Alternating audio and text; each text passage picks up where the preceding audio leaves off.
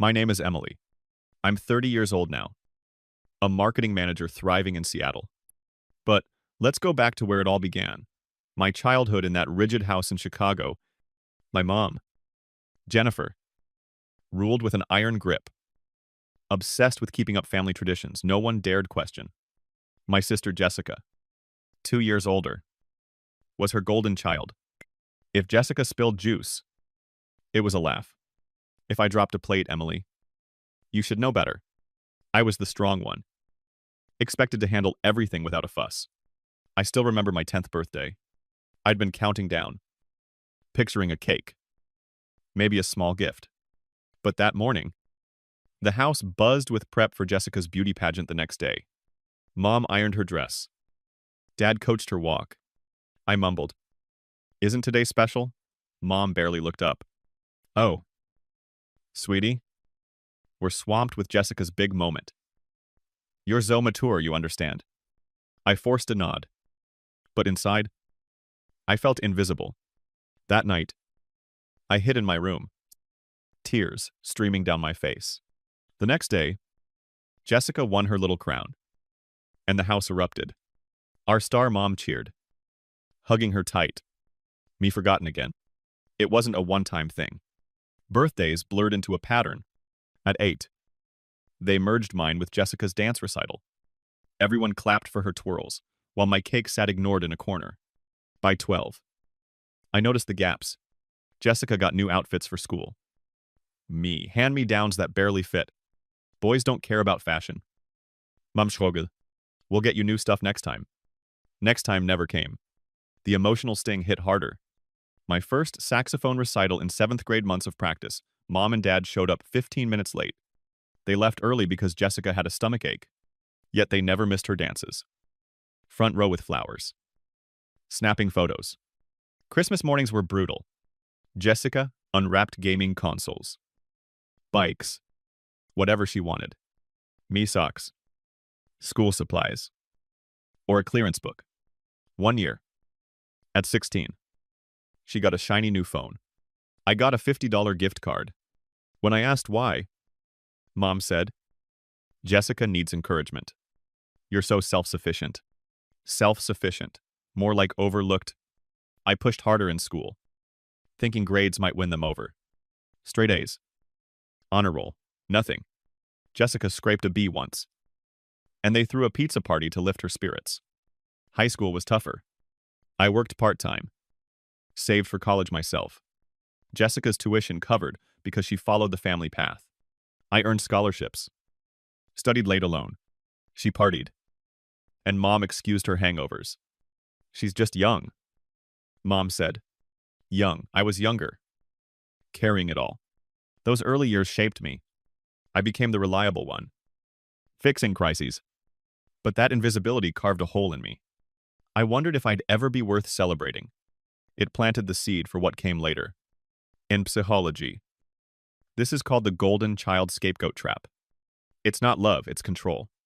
The golden child, like Jessica, get praise, but only if they obey every rule. The scapegoat, me, gets blamed, pushed aside. Yet, here's the twist in that rejection. I found freedom. Freedom from the weight of pleasing them. It's ironic. But the scapegoat often grows stronger, unshackled by expectations. Back then, I didn't see it, but it was the start of my strength. Those memories lingered as I grew. They fueled the fire that erupted on my 30th birthday. Stay with me. Things are about to get wild. As I stepped into adulthood, the patterns from childhood didn't vanish. They just got more exhausting. I left Chicago for Seattle right after college, chasing a marketing job that promised independence. Finally, I thought, a fresh start. But family ties don't snap that easy. I became the reliable one. The fixer they called when things fell apart. And they fell apart a lot. My first big paycheck felt like a win. I'd scraped through school on scholarships and side gigs, no help from home. Jessica full ride. Because she needed the support. I started sending money back small amounts at first. To cover groceries or bills. Mom would call. Voice sweet. "Emily, you're such a blessing. We couldn't make it without you. But then I'd see Jessica's social media tropical vacations. Fancy dinners. Where's the money going, I'd wonder. One winter, Mom had a knee surgery. Bills piled up thousands in copays. I wired what I could. Dipping into my savings. Jessica, she posted from a spa retreat that week. Self-care is key. Her caption read, when I asked Mom about it, she sighed. Jessica's stressed from work. You understand she's not as tough as you. Tough, I was burning out. Juggling my job and their crises. Then came the financial meltdown. Dad's car broke down. Right as their roof leaked. Emily, we need help. Mom pleaded. I canceled a rare vacation, my first in years, to fly back. Spent the weekend sorting paperwork, calling repairmen, cooking meals. Jessica breezed in for an hour, complained about the mess, then left for a party. As she hugged Mom goodbye, Mom beamed, you keep our traditions alive. Jess, family gatherings mean everything.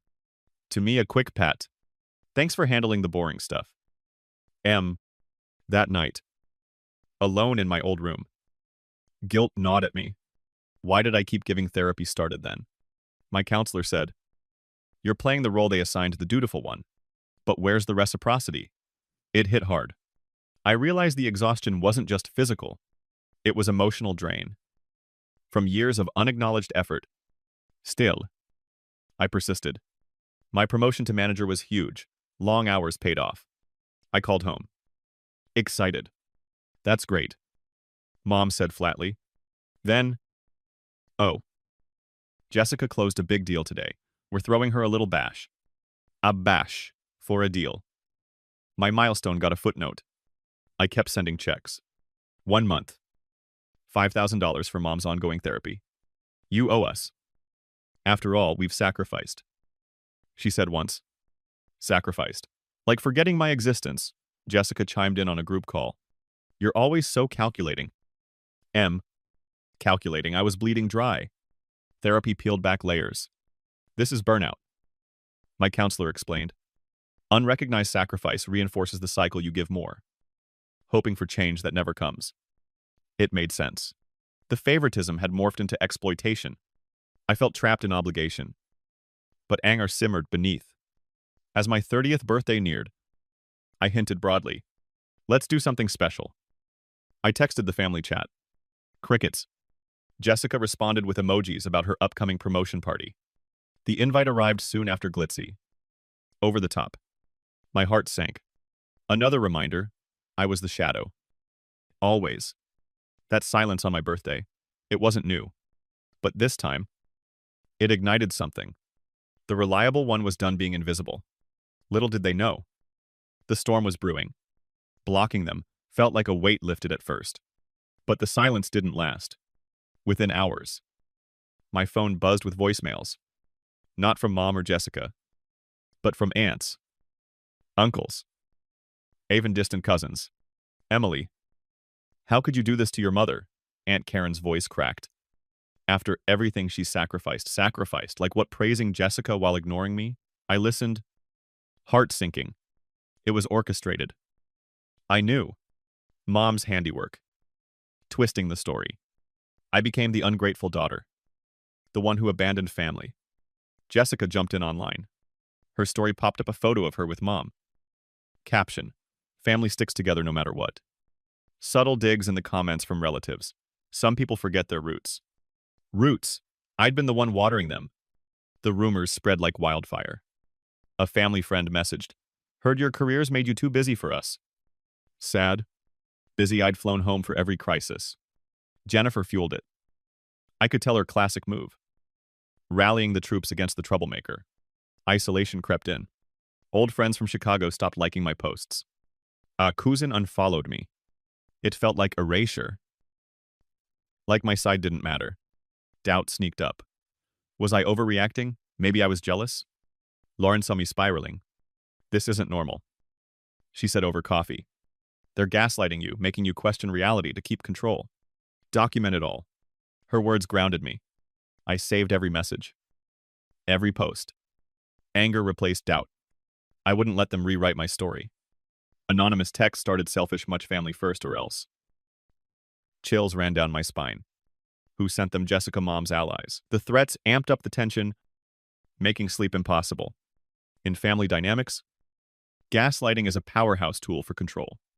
It's when they distort facts, you're too sensitive, or that never happened, to make you doubt your sanity. It's deliberate, chipping away at your confidence until you comply. Spotting it, that's your weapon. It turns the tables, showing their fear of truth. With Lauren's push, I geared up. The whispers weren't breaking me, they were building my fire. But the real storm was just ahead. What came next? You won't believe it. The whispers turned into a full-blown gale. Mom's email landed like a punch. You're uninvited from Thanksgiving. Your actions show you've chosen distance from us. Chosen. They'd been shoving me away for years. Jessica dialed from a hidden number next. Her voice dripped venom. Who do you think you are? Blocking, Mom. I'm just protecting our family traditions. Protecting. More like hoarding the spotlight. I shot back. Family. You mean your ego? She hung up. But the damage lingered. Relatives piled on. Texts from cousins. Standing with Jess' family first. One even shared a group photo from a recent gathering. Me cropped out. It stung. Like being airbrushed from history. Social media notifications slowed. Old connections faded. A high school buddy messaged, "Heard you're too big time for us now." Big time, I was just surviving. The exclusion hit deeper. Invites to family events stopped. Uncle's birthday Zoom everyone but me. Lauren noticed my withdrawal. This is isolation tactics. She said, they're cutting you off to break you. But you're stronger. Hit them where it hurts at the party. Subtle threats escalated. An email from an unknown address. Come back or regret it. Paranoia set in. Were they watching my posts? Sleep evaded me. Replaced by replays of past slights. But Lauren's plan sparked resolve. Document more. She urged.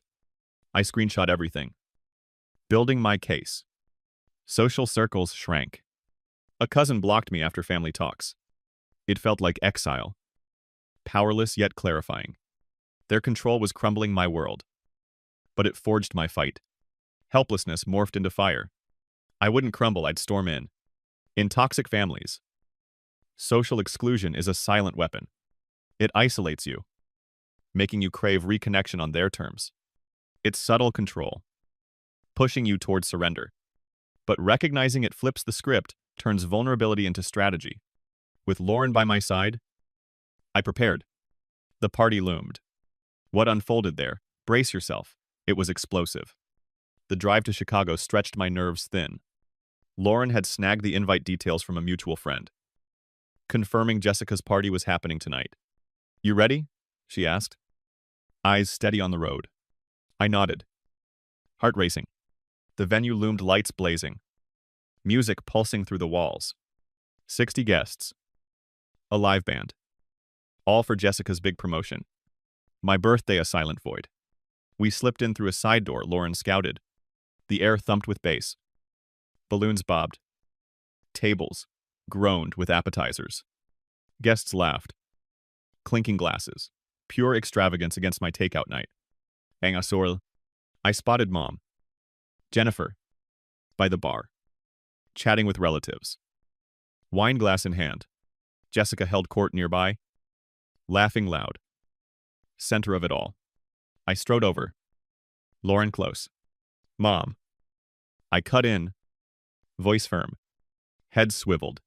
Why throw this for her and forget me? Mom's face drained. Emily. You weren't invited. Whispers buzzed. Jessica's smirk faltered. I deserve an answer. I pressed. Why am I always invisible to you? A cousin muttered. Not now. But I stood tall. Explain. Jessica gets the spotlight. I get nothing. Guests shifted. Uneasy. Mom's panic flared. You're ruining her night. Security. No. Police. She's trespassing. She fumbled for her phone. Dialing fast. The band stumbled mid-song. Phones popped up. Recording. Jessica hissed. Always the drama queen. Huh, drama. This was years of her erupting. Officers stormed in. Badges glinting. Ma'am. Disturbance reported. One said, I held my ground. Pulse hammering. I'm her daughter. Just asking why I'm erased from their lives? Mom jabbed a finger. She's uninvited harassing us. Jessica nodded. Arms crossed. That smug bias on display. Lauren stepped up. Hold on, let's sort this. She pulled me aside, whispering, keep cool. Evidence is ready. Police separated us. Barking questions. ID, relation. What's this about humiliation seared me. Guests murmured. Poor Jennifer.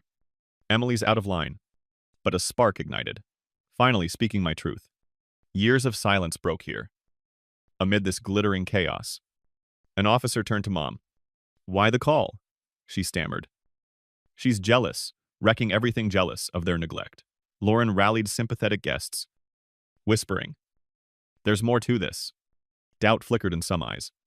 Jessica snapped pics, likely for her spin. But the tide turned, whispers of curiosity grew. Confrontation like this, it's raw. Messy. But it rips off masks. Direct challenge forces truth out. Cracking their perfect lie. No more hiding behind family first. Police issued a warning, no charges if I left. But the night shifted. Phones buzzed with shares. The real explosion. Lauren's next move. Stay tuned, it rewrote everything. As police sorted us into groups, questions firing like gunfire. Lauren stayed calm. Now, she murmured, tapping her phone. I'd handed her the screenshots. Old family chats I'd saved. Mom's words glared back. Jessica keeps our traditions alive. Emily's too headstrong. Doesn't need us. Another skip her birthday fuss. She's self-sufficient. Lauren posted it anonymously, timing it with the venue's Wi-Fi. Phones dinged instantly. A guest squinted at her screen. Is this from your group chat? She thrust it toward Mom. Jennifer's face went white. What's this? An officer asked. Peering over. Guests huddled. Scrolling. Gasps cut the air. Jennifer said Jessica's the favorite because she upholds traditions, a cousin whispered. And Emily's just too independent. Mom clutched her chest, muttering. That's private. We had to protect Jessica. She's our legacy. Her excuse crumbled as relatives closed in. Jessica shrieked. It's fake. She's twisting it, but more phones lit up. The post rocketed, online shares spiked. Comments flooded. Disgusting favoritism. Emily's been robbed. An uncle frowned. We suspected bias. But this, it's blatant. The room split. Some guests edged toward me, murmuring. That tracks with what I've seen. Jessica bolted, tears smearing her makeup, shoving past the band in a huff. Police paused, reassessing. This alters the situation. One noted, no arrests, just a cooling off order. But Mom stood isolated. Relatives' whispers turning sharp. Validation washed over me. The pain was real, not imagined. Those chats, her own words, proved it. No more gaslighting. The injustice. Stripped bare. Unshackled my spirit. Evidence flips the game. Solid proof turns suspicion into fact. Showing the bias wasn't your fault. It empowers, shifting power to the truth teller. As we exited, the buzz grew. Online. The story ignited trending hashtags. Support pouring in. But my victory. Seeing their united front fracture? What came next? A new dawn. Don't miss it. The days after the party blurred into a haze, I crashed at Lauren's. Replaying the chaos, the gasps, the viral storm. My phone exploded with notifications. But not from family. Strangers shared stories. This happened to me too. Validation poured in. But inside, I was raw. Therapy the next morning felt urgent. My counselor leaned forward. What shifted for you? I spilled it all, the confrontation. The exposed chats. I saw their game. I said, I'm not the problem. Lauren joined later. Coffee in hand. You owned that room. She grinned, but her eyes softened. How do you feel now? Free. I whispered, like I don't need their nod anymore. We talked for hours. I realized my worth wasn't chained to their approval. Traditions. just a veil for control. Jessica's perfection was a trap. My independence, a label to justify neglect. Mom called that afternoon, her voice shaky. Emily, let's talk. It was a misunderstanding. Excuses tumbled out. We love you both. But Jessica needs more. Hollow words. I cut in. No. Own it or don't call. Click. No guilt this time. Jessica texted next. You ruined everything. Ruined her facade. Maybe. I blocked her too. No more feeding their drama? To symbolize the break, I donated the money I'd saved for family emergencies, thousands, to a charity for overlooked kids. It felt right. Closing that chapter. Healing trickled in. I leaned on Lauren. Colleagues. New friends, my chosen family. They celebrated small wins. Listened without judgment. Wounds from years of erasure began to scar over. The exhaustion from manipulation faded. Peace settled. Quiet but strong. In family psychology, the golden child scapegoat system locks everyone in. The golden child, like Jessica. Shoulders, endless expectations, praise only for compliance. The scapegoat. Me. Absorbs blame, becoming the outlet for family flaws. But insight cracks it open. You realize roles aren't destiny, they're inventions. Stepping away redefines you, turning pain into power. That awareness hit like dawn. No longer chasing shadows. I built my light. But the aftermath, it wasn't over. What came months later sealed it all. 6 months later, my life soared. The promotion to senior manager landed. My team cheering my strategies. I traveled for conferences, networking with people who lifted me up.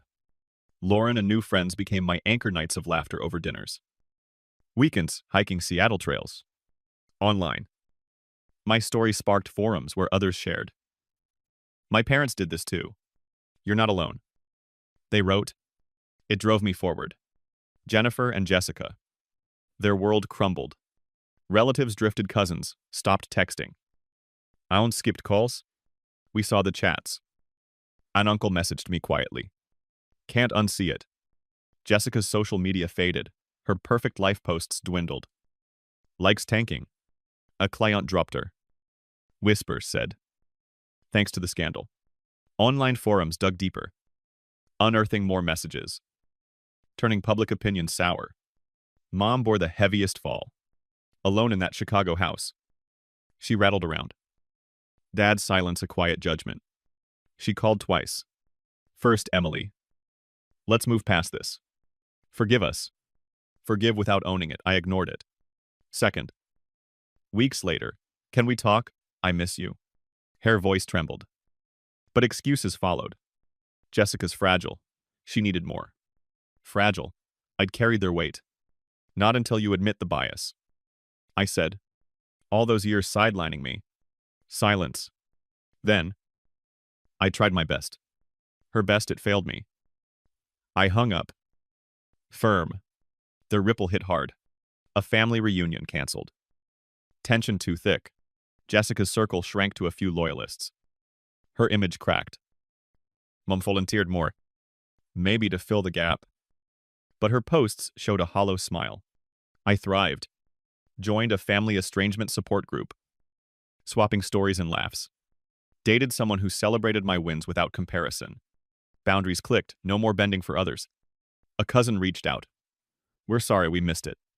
Coffee, some bridges rebuilt. My way. But with Mom and Jessica no contact held, their isolation echoed my past fitting justice. Unfairness carries consequences. The biased face exile when truth hits. Victims find freedom in letting go. It shifts the balance. Wrongdoers lose. You gain authenticity. This victory took time. But it was mine. What cemented it? One last reflection awaits. I learned that justice doesn't always come from the people who should give it sometimes. It's forged by standing up for yourself. In my case, the years of being sidelined built a quiet storm. But exposing it brought clarity. You don't have to stay in the shadows of favoritism. Spot the signs early. The overlooked efforts. The gaslighting excuses. The unequal celebrations. Break the cycle before it breaks you. If this story hits home, remember, You deserve visibility and reciprocity. Don't wait for apologies that may never come. Build your own path. Surround yourself with those who see your worth. Share in the comments. How have you felt invisible? Like, subscribe, and hit the bell for more tales of reclaiming power. Thanks for joining my journey. Story 2. My sister Victoria's fingers dug into my shoulders, her perfectly manicured nails feeling like tiny daggers through my sweater. She slammed me back against the wall, the framed family photo next to my head, rattling. "Sign it," she hissed, her voice a low, ugly thing I'd never heard before. "Sign the papers to transfer Grandpa's inheritance to my account, or you're going out that window." Behind her, my parents, Robert and Susan, weren't rushing to my rescue. They were watching, their faces glowing with a sickening mix of greed and anticipation. My father even gave a little nod, as if to say, "Go on.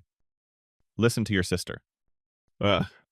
The funny thing is, in that moment, I didn't feel scared.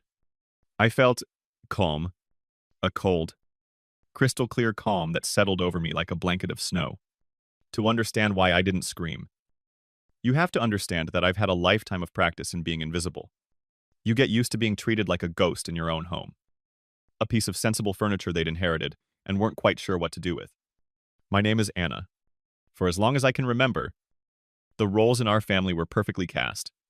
My sister, Victoria, was the star. She was 3 years older, louder, the brighter, a social media influencer whose life was a curated collection of brand deals and exotic vacations. She was the golden child, the one who made our parents proud in a way they could post about on Facebook.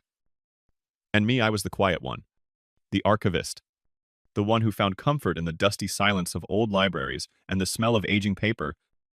My achievements were quiet things: acquiring a rare manuscript for the city archive, getting a small commendation for my research.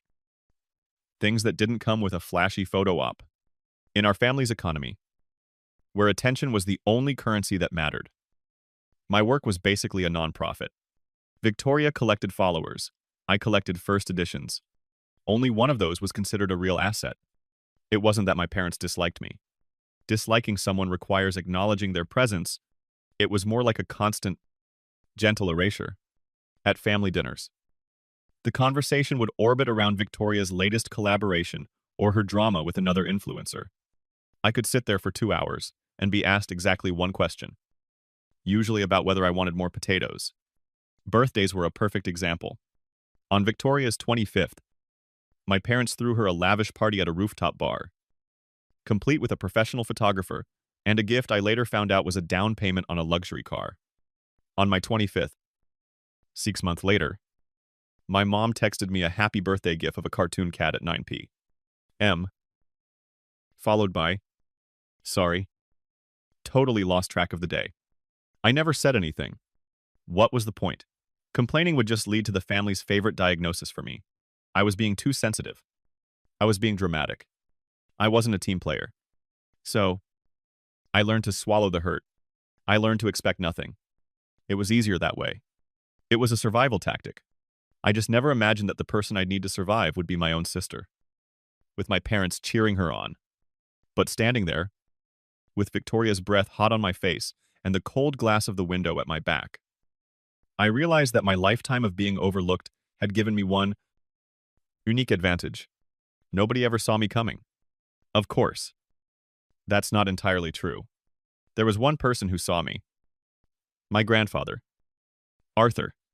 While the rest of my family operated at a high volume, chasing flashy careers and social status, my grandfather was a man of quiet substance. He was a retired history professor who had built his wealth not through risky ventures, but through slow, steady, intelligent investments. He believed in things with foundations, old books, sturdy furniture, and people who meant what they said. His house was less of a home and more of a library with a kitchen attached, and it was the only place I ever felt truly seen. He never cared about Victoria's follower count.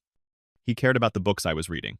He'd ask me about my work at the archive, not with the polite, vacant stare of my parents, but with genuine curiosity. He'd listen for 30 minutes as I explained the delicate process of restoring a 17th century map, his eyes full of a respect I couldn't find anywhere else. Don't ever let them convince you that quiet means weak. Anna, he told me once, looking up from a worn copy of Marcus Aurelius. The loudest voices are often just trying to drown out the fact they have nothing to say. He was the only person who understood that my silence wasn't emptiness. It was observation. The contrast was brutal. I remember one Sunday dinner, just a few years ago. Victoria had just landed a sponsorship with some teeth-whitening brand. My parents were ecstatic. Popping a bottle of champagne they'd been saving for a special occasion. They toasted to her, calling her a true entrepreneur. Later in the same meal, I mentioned, almost shyly, that I'd been asked to consult on a project for the State University's historical collection, a genuine honor in my field. My father just nodded, his eyes already back on the football game on the TV in the other room. That's nice. Honey, my mother said, before turning back to Victoria. Now, tell us again what the discount code is for your followers. It was 1,000 tiny cuts like that, over years, that taught me not to expect anything. So I didn't. When my grandfather got sick, I was the one who sat with him. I'd read to him for hours. Everything from historical biographies to bad detective novels. Victoria would pop in for 15 minutes. Take a well-lit selfie with him for her Instagram story, with the caption number "Family First," and then leave, citing a super important brunch meeting. My parents would visit, but their conversations were always strained, full of talk about hospital bills and estate planning, whispered just outside his door, as if he couldn't hear. When he died, our family grieved in two very different ways. I mourned the loss of a person. They mourned the temporary inconvenience of not knowing the balance of his accounts. At the funeral, I remember standing by myself, just watching. Victoria was holding court, accepting condolences, like she was on a red carpet. My parents were networking with distant relatives. I overheard my father telling my uncle, "Well, Arthur was always practical. I'm sure everything is in order." He wasn't talking about the funeral arrangements. I cried for the loss of the one person who saw me, the one person who valued my quiet world. They were already calculating their share of a life they'd barely paid attention to. That's why, when his will was read, I wasn't just another name on a list. I was his legacy. And that was a truth they were never going to be able to accept. They thought his money was a prize to be won. They never understood that to him. It was a responsibility, and he had left it to the only person he trusted to understand the difference. The meeting was in a conference room that felt cold. Even though it was the middle of summer, the lawyer's office smelled of old leather and the kind of quiet, expensive disappointment that hangs in the air where fortunes are divided. My father, Robert, sat at the head of the table, trying to look like he was in charge. My mother, Susan, was next to him, her hand patting his arm in a show of wifely support. Victoria was across from me, scrolling through her phone, projecting an aura of bored indifference that was so practiced, it was almost convincing. The lawyer, a man named Mr. Davies, who looked exactly as weary as you'd expect, cleared his throat. He read through the minor bequests first. Grandpa's vintage watch collection went to my father. His first edition poetry books went to a university archive. That one made me smile. A few small sums went to distant cousins. My family nodded along, their polite patience wearing thin. This was the opening act. They were waiting for the headliner. Finally, Mr. Davies put on a different pair of glasses. "And now," he said, his voice flat, "we come to the remainder of the estate. This includes the primary residence, the associated properties, the investment portfolio, and the controlling interest in Ellison Holdings LLC with a current estimated value of..." He paused, and my family leaned in. $8.7 million. Victoria finally looked up from her phone. A hungry glint appeared in her eyes.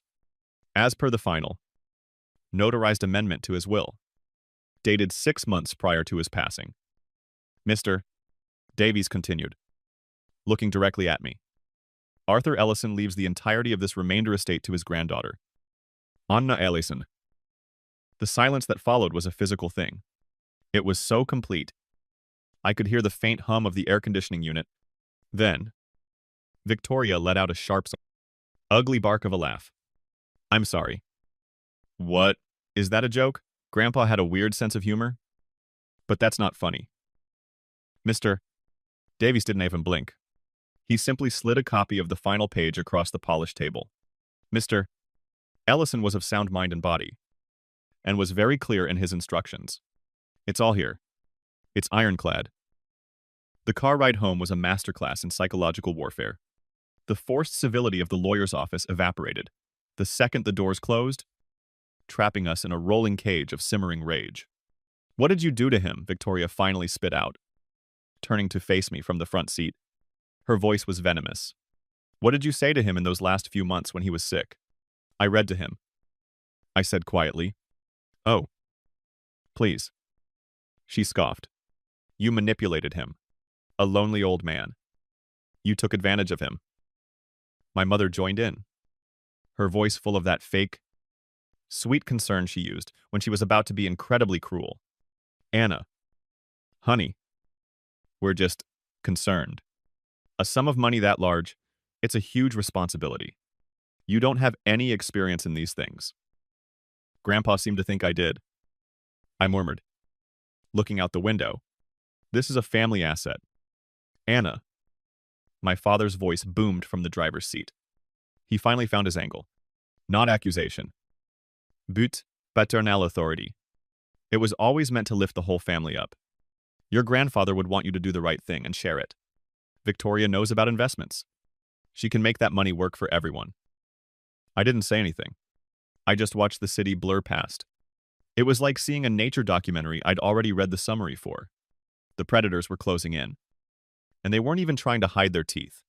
They didn't see me as a daughter or a sister. They saw me as an obstacle. A clerical error that stood between them and what they truly believed was theirs.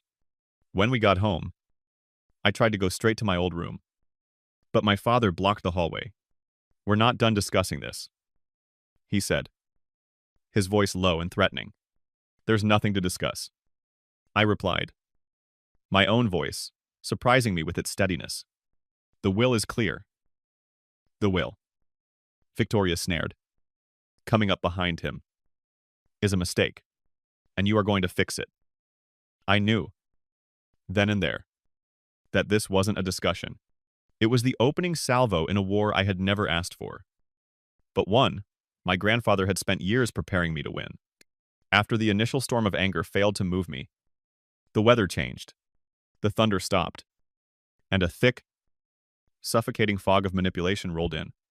It was, in its own way, far more dangerous. The next morning, Victoria came to me, not with threats, but with tears. Her eyes were red-rimmed. Her voice was a fragile whisper. It was a performance worthy of an award. She found me in the kitchen, making coffee, and stood in the doorway, clutching a mug like a prop. Anna, she began, her voice cracking. I was horrible yesterday. I'm so sorry. I didn't say anything. I just watched her. It's just, you don't understand the pressure I'm under, she continued, a single tear tracing a perfect path down her cheek. Everyone expects me to be this huge success. The brand deals, the travel, it looks glamorous. But it's a business, a very expensive business. I have debts. Anna, huge ones. She looked at me with wide, pleading eyes. That money, it wasn't just for me. It was to secure our family's future. Our future. I always thought I'd be the one to take care of Mom and Dad. It was a beautiful speech. Every word was chosen to make her the hero. The martyr. The one carrying a burden I couldn't possibly comprehend. My parents, of course, played their parts perfectly. Later that day, my mother cornered me in the garden.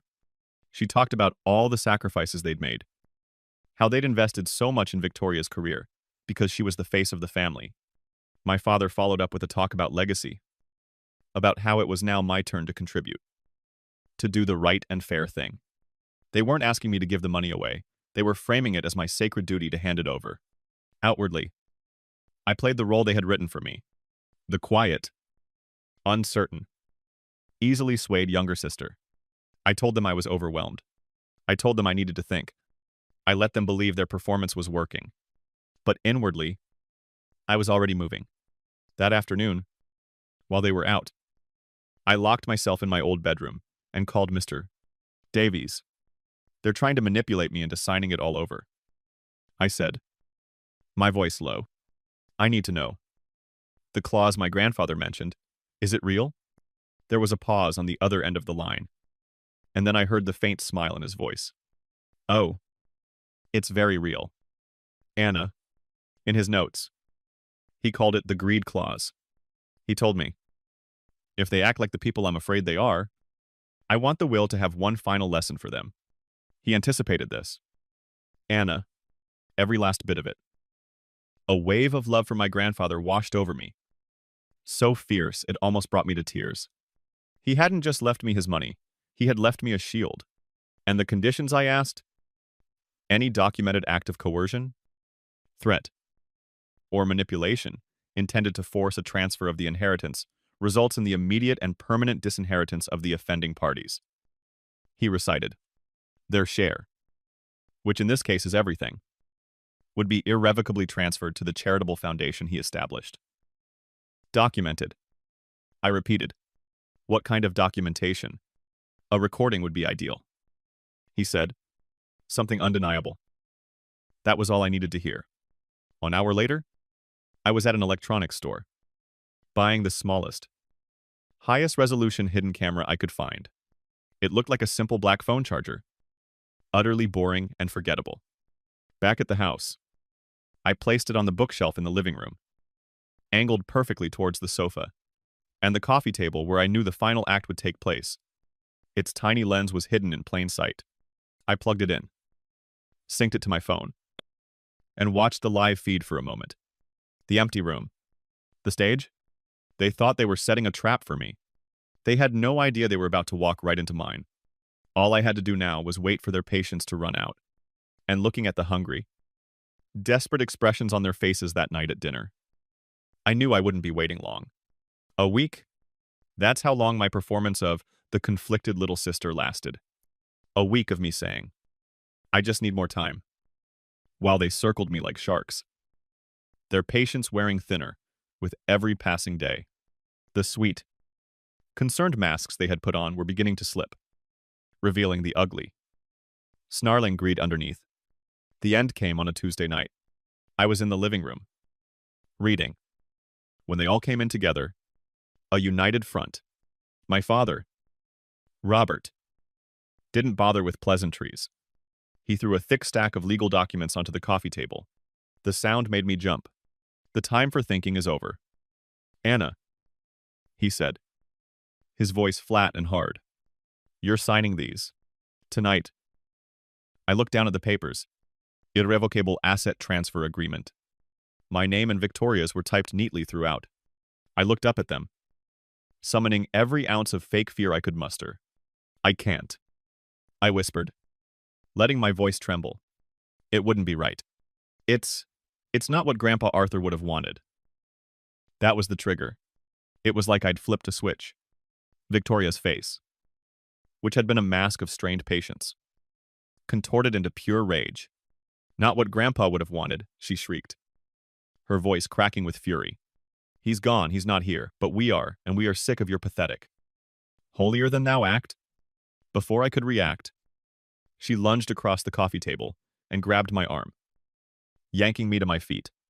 You think you're better than us, don't you? Hiding in your books? Judging us. Well, your books aren't going to save you now. She was strong, fueled by years of resentment and entitlement. She dragged me across the room, towards the large bay window that overlooked the stone patio, 2 stories below. The same window where my grandfather and I used to sit and watch the rain. You are going to sign those papers, she snarled, shoving my face close to the cold glass. Or I swear to God, I will show you exactly what a 2-story drop feels like. I looked past my own terrified reflection in the glass and saw my parents like my mother, Susan, took a step forward, but only to say, "Victoria, be careful, you'll break her arm before she can sign."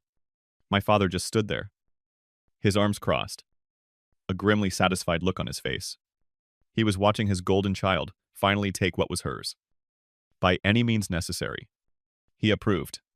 In that moment, everything my grandfather had ever feared about them was on full display, illuminated under the living room lights for my hidden camera to capture in perfect, high-definition clarity. I let out a small, choked sob. I looked from my father's cold eyes to my mother's anxious greed, and then to my sister's face, twisted with hate. I glanced for just a fraction of a second towards the bookshelf. A silent message to my future self. A silent promise to my grandfather. Then, I let myself break. The fight went out of me. I went limp in her grasp. "Okay," I cried, letting the tears stream down my face.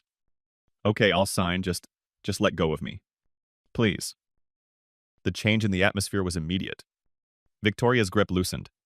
She shoved me away from the window, and I stumbled back, landing hard on the sofa.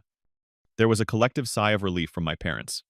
The tension broke, replaced by a smug, triumphant silence. Victoria picked up the documents and a pen from the table and threw them into my lap. "Now," she commanded. I picked up the pen. I made sure my hand was shaking. I could feel their eyes on me. 3 pairs of eyes. Watching me. Waiting for me to sign away my future. To validate their cruelty. To confirm what they had always believed, that I was weak. And they were strong. My father was smiling. My mother looked relieved. And Victoria, she looked like a queen who had just reclaimed her kingdom. The tip of the pen hovered over the signature line. They thought they were watching a surrender.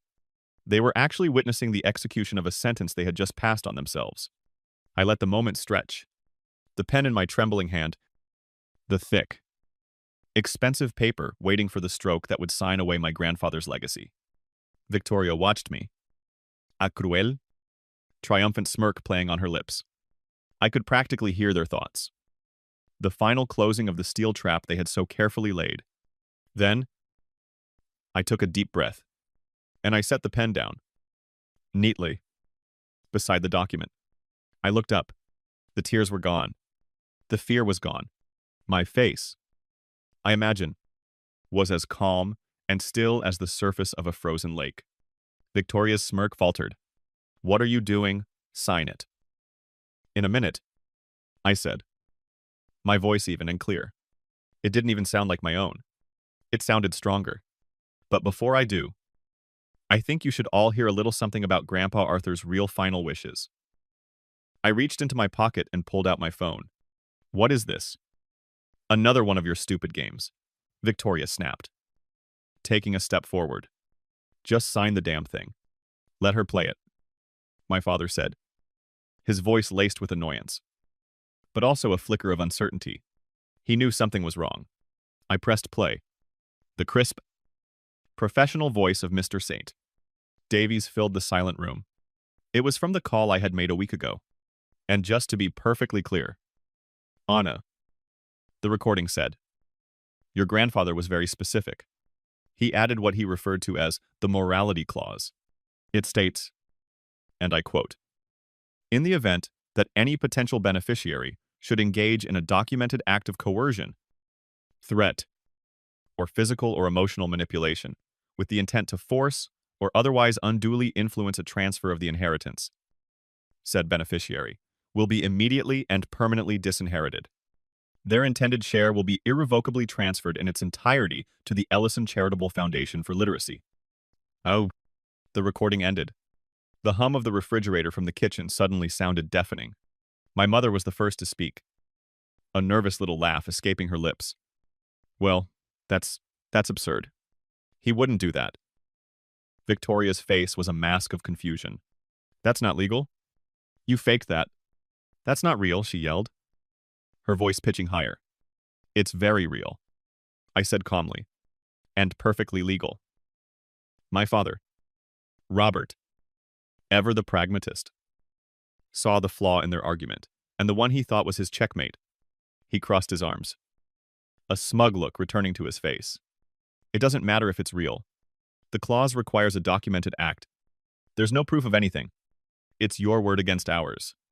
And in this family, he said, letting the words hang in the air, we both know whose word matters more. I almost felt sorry for him. He was so sure he had won. I gave them a small, sad smile. It was the first genuine smile I'd shown them in years.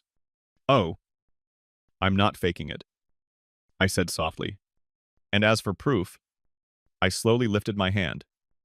Not in defense, not in anger, but to simply point. I pointed directly at the bookshelf. At the small, black phone charger I had placed there a week ago.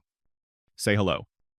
Everyone, I said, my voice barely a whisper. You're on camera. The collapse was not instantaneous. It happened in stages, like a building demolition in slow motion. First, confusion. They all turned to look at the bookshelf, trying to understand what I was pointing at. Then, dawning comprehension. I saw the exact moment Victoria understood. Her eyes widened. The color drained from her face, leaving her perfectly applied makeup looking like a grotesque mask on a statue. Her mouth opened, but no sound came out. She looked from the camera to the legal documents, and then back to me. Her expression one of pure, abject horror. My mother was more vocal. She let out a short, sharp shriek, a sound like a wounded animal. No, she gasped, her hand flying to her chest. No, no, no. The money, Robert. She's bluffing. But my father wasn't looking at her. He was staring at me.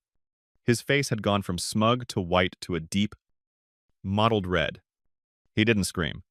He didn't move. He just stood there, his world crumbling around him. His expression, a terrifying mix of hatred and the stunning realization that he had been completely, utterly outmaneuvered. Outmaneuvered by me. The quiet one. The ghost. Victoria finally found her voice. It was a pathetic whimper. You planned this. She stumbled backward, her legs giving out as she sank to the floor. I didn't say another word. I didn't have to. I just watched them. I watched as the weight of $8.7 million evaporated from the room. I watched as their future, the one they were willing to commit violence for, vanished before their very eyes. The silence that filled the room was louder than any of their threats had ever been. It was the sound of greed choking on itself. It was the sound of my grandfather's final lesson. It was the sound of justice, served cold. I stood there for a long moment, watching them. My father, slumped in his armchair, looking like a king whose castle had just crumbled into dust around him. My mother, sobbing into her hands, her cries thin and pathetic. And Victoria, still on the floor, staring blankly at the legal papers on the table, as if they were written in a language she could no longer comprehend. I expected to feel a surge of victory, a final, satisfying click of a lock falling into place. But looking at them, broken and pathetic in the wreckage of their own making, all I felt was a profound and aching emptiness. I took out my phone again. This time, I called Mr. B. Davies. He answered on the first ring. I have the documentation, I said, my voice steady. Everything is recorded. Please proceed with executing the clause. I'm sorry it had to come to this. Anna, he said gently, but I will handle it immediately. Your grandfather's foundation will be notified in the morning. Thank you, I said, and hung up. My gaze fell on Victoria. She hadn't moved. She was just gone. A hollowed-out version of the vibrant, demanding person who had filled every room her entire life. And in that moment, I didn't see the golden child. I didn't see the monster who had threatened me just minutes before. I just saw my sister. My tired, broken sister. I used to imagine our lives as two separate paths. Hers was a superhighway, paved smooth with my parents' approval and money, bathed in constant sunlight. Mine was a rocky, unlit trail through the woods. A path I had to clear by myself, one thorny branch at a time. But looking at her now, I realized her path was never really hers to choose. It was a road built entirely from their expectations, paved with the crushing pressure to be perfect. Every achievement, every trophy, every fawning Facebook post wasn't a celebration of her, but just another golden bar in the beautiful cage they had built around her.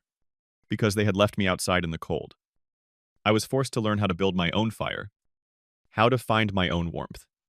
My freedom, I realized, was paid for with the pain of their rejection.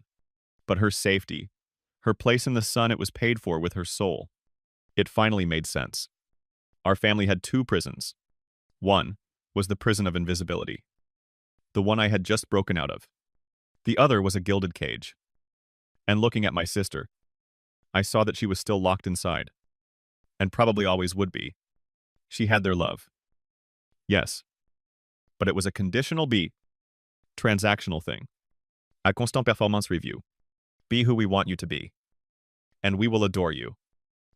Oh, I, on the other hand, had to go on a long, painful journey to learn how to give myself the one thing they never offered: unconditional love. The quiet acceptance that my grandfather had shown me. Perhaps that was the real inheritance, the only asset that no one could ever give or take away. I looked at the door, and I knew it was time to leave. I had won, but there was nothing left here to claim. Mr. Davies arrived 20 minutes later. His face, a mask of professional sympathy. I signed one last document, confirming the execution of the will. As written, my family didn't even look at me. They were just three ghosts, haunting the ruins of their own greed. I placed the pen on the table, picked up my purse, and walked out the front door. I didn't say goodbye. There was nothing left to say. The sun was bright outside, and the air felt clean and new. I walked down the long driveway, the same one I'd trudged up and down for years, always feeling like I was arriving on someone else's terms. But not today. Today, I walked away with nothing but the clothes on my back and the keys to my small apartment. I had inherited $8.7 million, and, in the end, I was leaving with zero, and I had never felt richer in my entire life. As I walked, I thought about the quiet, sad girl I used to be. The one who thought love was something you had to earn, something you could be disqualified from. If I could send a message back to her, the one who used to cry in her room after every forgotten birthday, I know what I would tell her. I'd tell her one day. They might even apologize. But it won't be the magic cure you think it is. An apology can't erase the years of feeling like you were second best. It's like someone saying sorry for giving you a scar.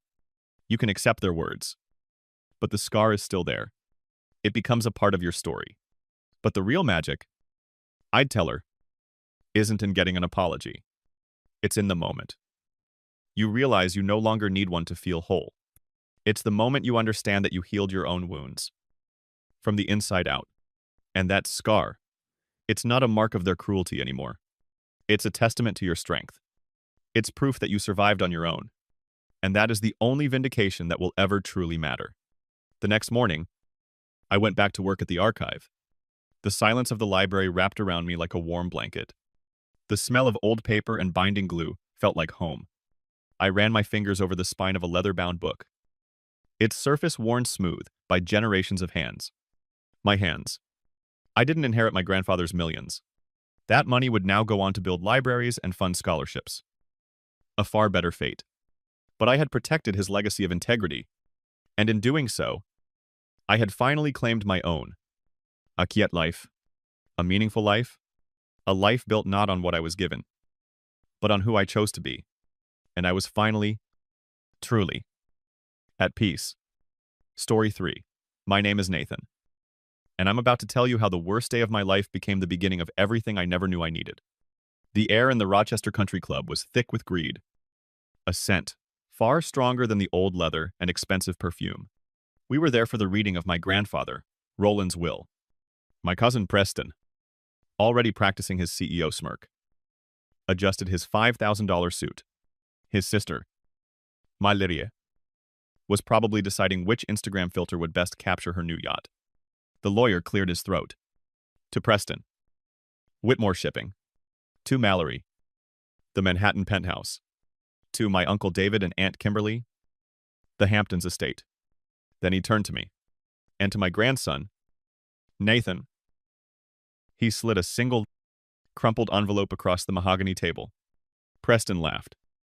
A sharp, ugly sound. Just an envelope, he sneered.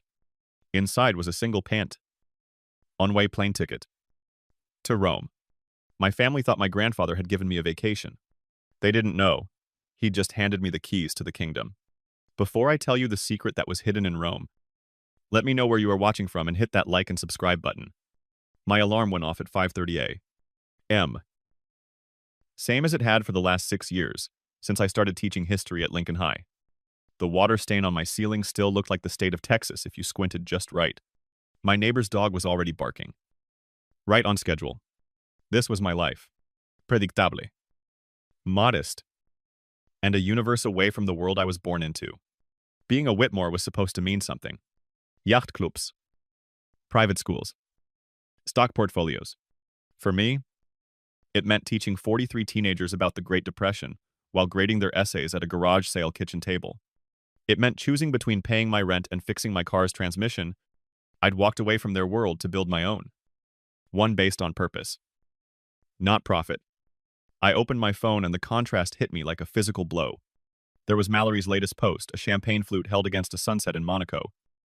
The caption reading, "Number hard work pays off." A notification popped up for a business journal article featuring Preston, celebrating a hostile takeover he'd orchestrated. My world was black and white historical documents. Theirs was a high-gloss magazine spread. In family psychology, the golden child scapegoat system isn't a sign of love, but a control mechanism used by insecure parents. The golden child is placed in a gilded cage. They receive all the praise, but only as long as they rigidly follow expectations. The scapegoat, however, is pushed to a land of emotional exile, blamed for all the family's differences. But in that exile, a paradox occurs. They become free from the burden of having to please anyone. Ironically, the gilded cage is sometimes more suffocating than the land of exile, because the one in the cage never knows they have wings, while the one in exile is forced to learn how to fly. My phone rang. It was my mom. "Grace, are you okay?" "Honey," she asked. Her voice, a warm refuge in my sterile apartment. "After yesterday, I'm fine." "Mom," I said, the lie tasting like ash in my mouth. "I'm used to it." "You shouldn't have to be," she said softly. I knew she was the only one who understood. A nurse who'd spent her life healing others, but couldn't fix the sickness in her own husband's family. I looked around my small apartment. The walls were covered in historical maps, the shelves overflowing with books. I wasn't a failure. I had built a life of meaning. But in their eyes, I was invisible, a ghost haunting the edges of their perfect family portrait. The humiliation from the will reading wasn't about the money. It was about being publicly declared worthless. It was the confirmation of a lifetime of feeling unseen. But as I looked at the plane ticket lying on my counter, a strange sense of calm settled over me. It was a period at the end of a long, painful chapter, and maybe, just maybe, the beginning of a new one. I had spent my life being the family's afterthought. It was time to find out what it felt like to be the main character in my own story. The decision to go wasn't a logical one. Every dollar in my bank account screamed at me to stay, to grade those essays, to pick up an extra tutoring session. But my heart was tethered to a memory, to a man who smelled of pipe, tobacco, and cedar wood, sitting across a chessboard. My father, Dennis, was the ghost at every Whitmore family gathering. He was Roland's younger son, the quiet, reliable one who did the work, while my Uncle David took the credit. I remember him coming home late from the office. His shoulders slumped. The light in his eyes dimmed. He'd look at me, studying for a history test at the kitchen table, and see a chance for a different path. I was 15, the week before he died. He'd just come from a board meeting that I later learned was about covering a massive loss from one of Uncle David's reckless investments. He sat down across from me, loosened his tie, and said something I'd never forget. "Don't ever trade who you are for a seat at their table." "Nathan." I did. "And it isn't worth it." 3 days later, A heart attack took him at his desk. He had spent his life cleaning up other people's messes, always believing that family meant sacrifice. And it had cost him everything. My grandfather, Roland, was a different kind of mystery, while the rest of the family saw him as a bank vault. I knew him as a chess opponent. Our Sunday games were the only time he ever seemed to drop the armor of the business tycoon. It started after I won my school's tournament when I was 12. He just showed up one Sunday, board in hand, and said, "Show me what you've got." He beat me in 12 moves, but he came back the next Sunday. And the next, for years. That chessboard was our silent language. He wasn't a warm man. But in those games, there was a rare kind of respect. He saw my mind at work. "Not my last name. You play like your father," he told me once, after I'd made a cautious, defensive move with my bishop. Too worried about protecting your pieces. Not focused enough on winning the game. Maybe I don't want to sacrifice everything just to win. I'd shot back, bolder than I usually was. He didn't get angry. Instead, arare. Genuine smile touched his lips. "Maybe," he said, his voice a low rumble. "Maybe that's why you're the only one who still interests me." He taught me the classics. The Sicilian defense. The Queen's Gambit. But his own moves were unconventional, sometimes seeming reckless. One game, he sacrificed his queen early on. A move that made no sense. I took the bait, captured her, and felt a surge of triumph. 5 moves later, he had me in checkmate with a lowly pawn and a well-placed knight. I was stunned. He leaned back, lighting his pipe. "People think the queen is the most powerful piece. Nathan," he said, the smoke curling around his words. "But sometimes, it's a pawn that makes it to the other side of the board that changes the game. Nobody ever sees the pawn coming." Now, sitting in my quiet apartment, the laughter from the country club still echoing in my ears. His words felt less like a chess lesson and more like a map. Preston was the queen, powerful and obvious. Mallory was a rook, moving in straight, predictably lines. Uncle David was a bishop, always moving at an angle. But me, I was the pawn, the one they'd all overlooked. These memories solidified my decision. I wasn't chasing a hidden fortune. I was answering a call from the 2 men in my family who had, in their own broken ways, tried to show me a different path. My father, with his quiet warning. My grandfather, with his cryptic game. I would get on that plane. Not for them, but for me, to honor the part of me that they were the only ones to ever truly see. The next 48 hours were a blur of calculated risks. My first call was to my principal, Dr. Washington. Explaining that I needed to take an emergency trip to Italy for a family matter felt absurd. Even as I said it, "Is everything all right?" "Nathan," she asked, her voice laced with skepticism, "you haven't taken a sick day in 6 years." "It's complicated," I admitted. "But it's important." She must have heard the resolve in my voice, because after a long pause, she grudgingly approved 3 days of unpaid leave. "Don't make me regret this." Whitmore. My bank account balance after buying a few travel essentials was a terrifying $1,742. My rent was due in 3 days. Every logical instinct screamed that this was financial suicide. I called my mom, needing to hear one voice of reason, even if it was just to tell me I was crazy. "I'm going." "Mom," I said, the words feeling more real now. "I knew you would," she replied, her voice steady. "Your grandfather called me last month." "Nathan." "He didn't say much. Just that I should trust whatever choice you made after everything. He said you were the only one who would understand." Her support was the final push I needed. It was a leap of faith, and she was holding the ledge for me.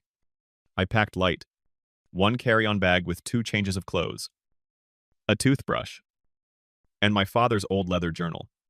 The Uber to the airport cost $32 I couldn't really spare. At the gate, waiting to board, I felt like a ghost watching the living. A family argued over who got the window seat. A businessman barked into his phone about quarterly reports. Normal people, with normal problems. I found my seat. 32B. A middle seat in the last row. Of course. Preston had been right about that much. The man to my left was already snoring, his head leaning uncomfortably close to my shoulder.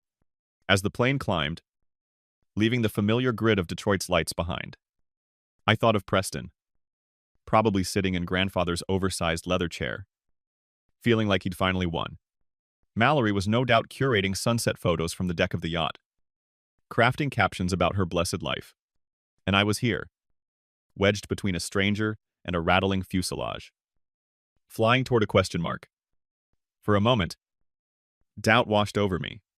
What if this was it? What if this was just a final, cruel joke from a man who'd spent his life playing games? But then I remembered the look in his eyes during that last chess match. It wasn't cruel. It was expectant. The 8-hour flight was a long, dark tunnel of thought. I twisted the plastic cup of water the flight attendant gave me, remembering another one of Roland's lessons. Power isn't about what you have. Nathan, he'd said after a particularly brutal game, it's about what you're willing to lose to gain something better. Most people can't see past the loss. That's why they never really win. I was losing work, losing money, losing my grip on the stable, predictable life I had so carefully built. I had to believe it was for something better. Landing at Rome's Fiumicino airport was a shock to the system. The air was warm and smelled of jet fuel and something vaguely floral. Announcements in Italian echoed through the terminal, a beautiful language I couldn't understand. I felt the full weight of my impulsiveness crash down on me. I was alone, in a foreign country, with no plan and barely enough money for a taxi back to the airport. If this all turned out to be nothing, I followed the signs for Usita exit, feeling smaller and more lost with every step. The arrivals hall was a sea of chaotic reunions and waiting drivers holding signs. I scanned them out of habit, not expectation. Rossi, Mancini, Smith. My heart pounded in my chest. I was an idiot, a sentimental fool. Just like Uncle David had said, I was turning to leave, to find a quiet corner, to figure out my next move. When I saw it, tucked between a sign for a hotel shuttle and one for a corporate group, was a professionally printed sign. It read, in clean, simple letters, Mr. Nathan Whitmore. I stopped breathing for a second. It couldn't be. I approached the man holding it, a distinguished Italian in a perfectly tailored black suit. I'm Nathan Whitmore, I stammered. The man's face broke into a smile of pure relief. Ah, Signor Whitmore. At last. Please. Come quickly. His English was thick with an Italian accent, but perfectly clear. Who sent you, I asked, my mind reeling. He took my carry-on bag before I could protest. Your grandfather, he said, as if it were the most normal thing in the world. He arranged everything months ago. My name is Lorenzo. Please. We have a long drive. He led me out into the warm afternoon light, to a black Mercedes sedan, polished to a mirror shine. He opened the back door for me. As I slid onto the cool leather, my teacher's salary and my dwindling bank account felt like a distant, absurd dream. This wasn't a joke. This was a plan.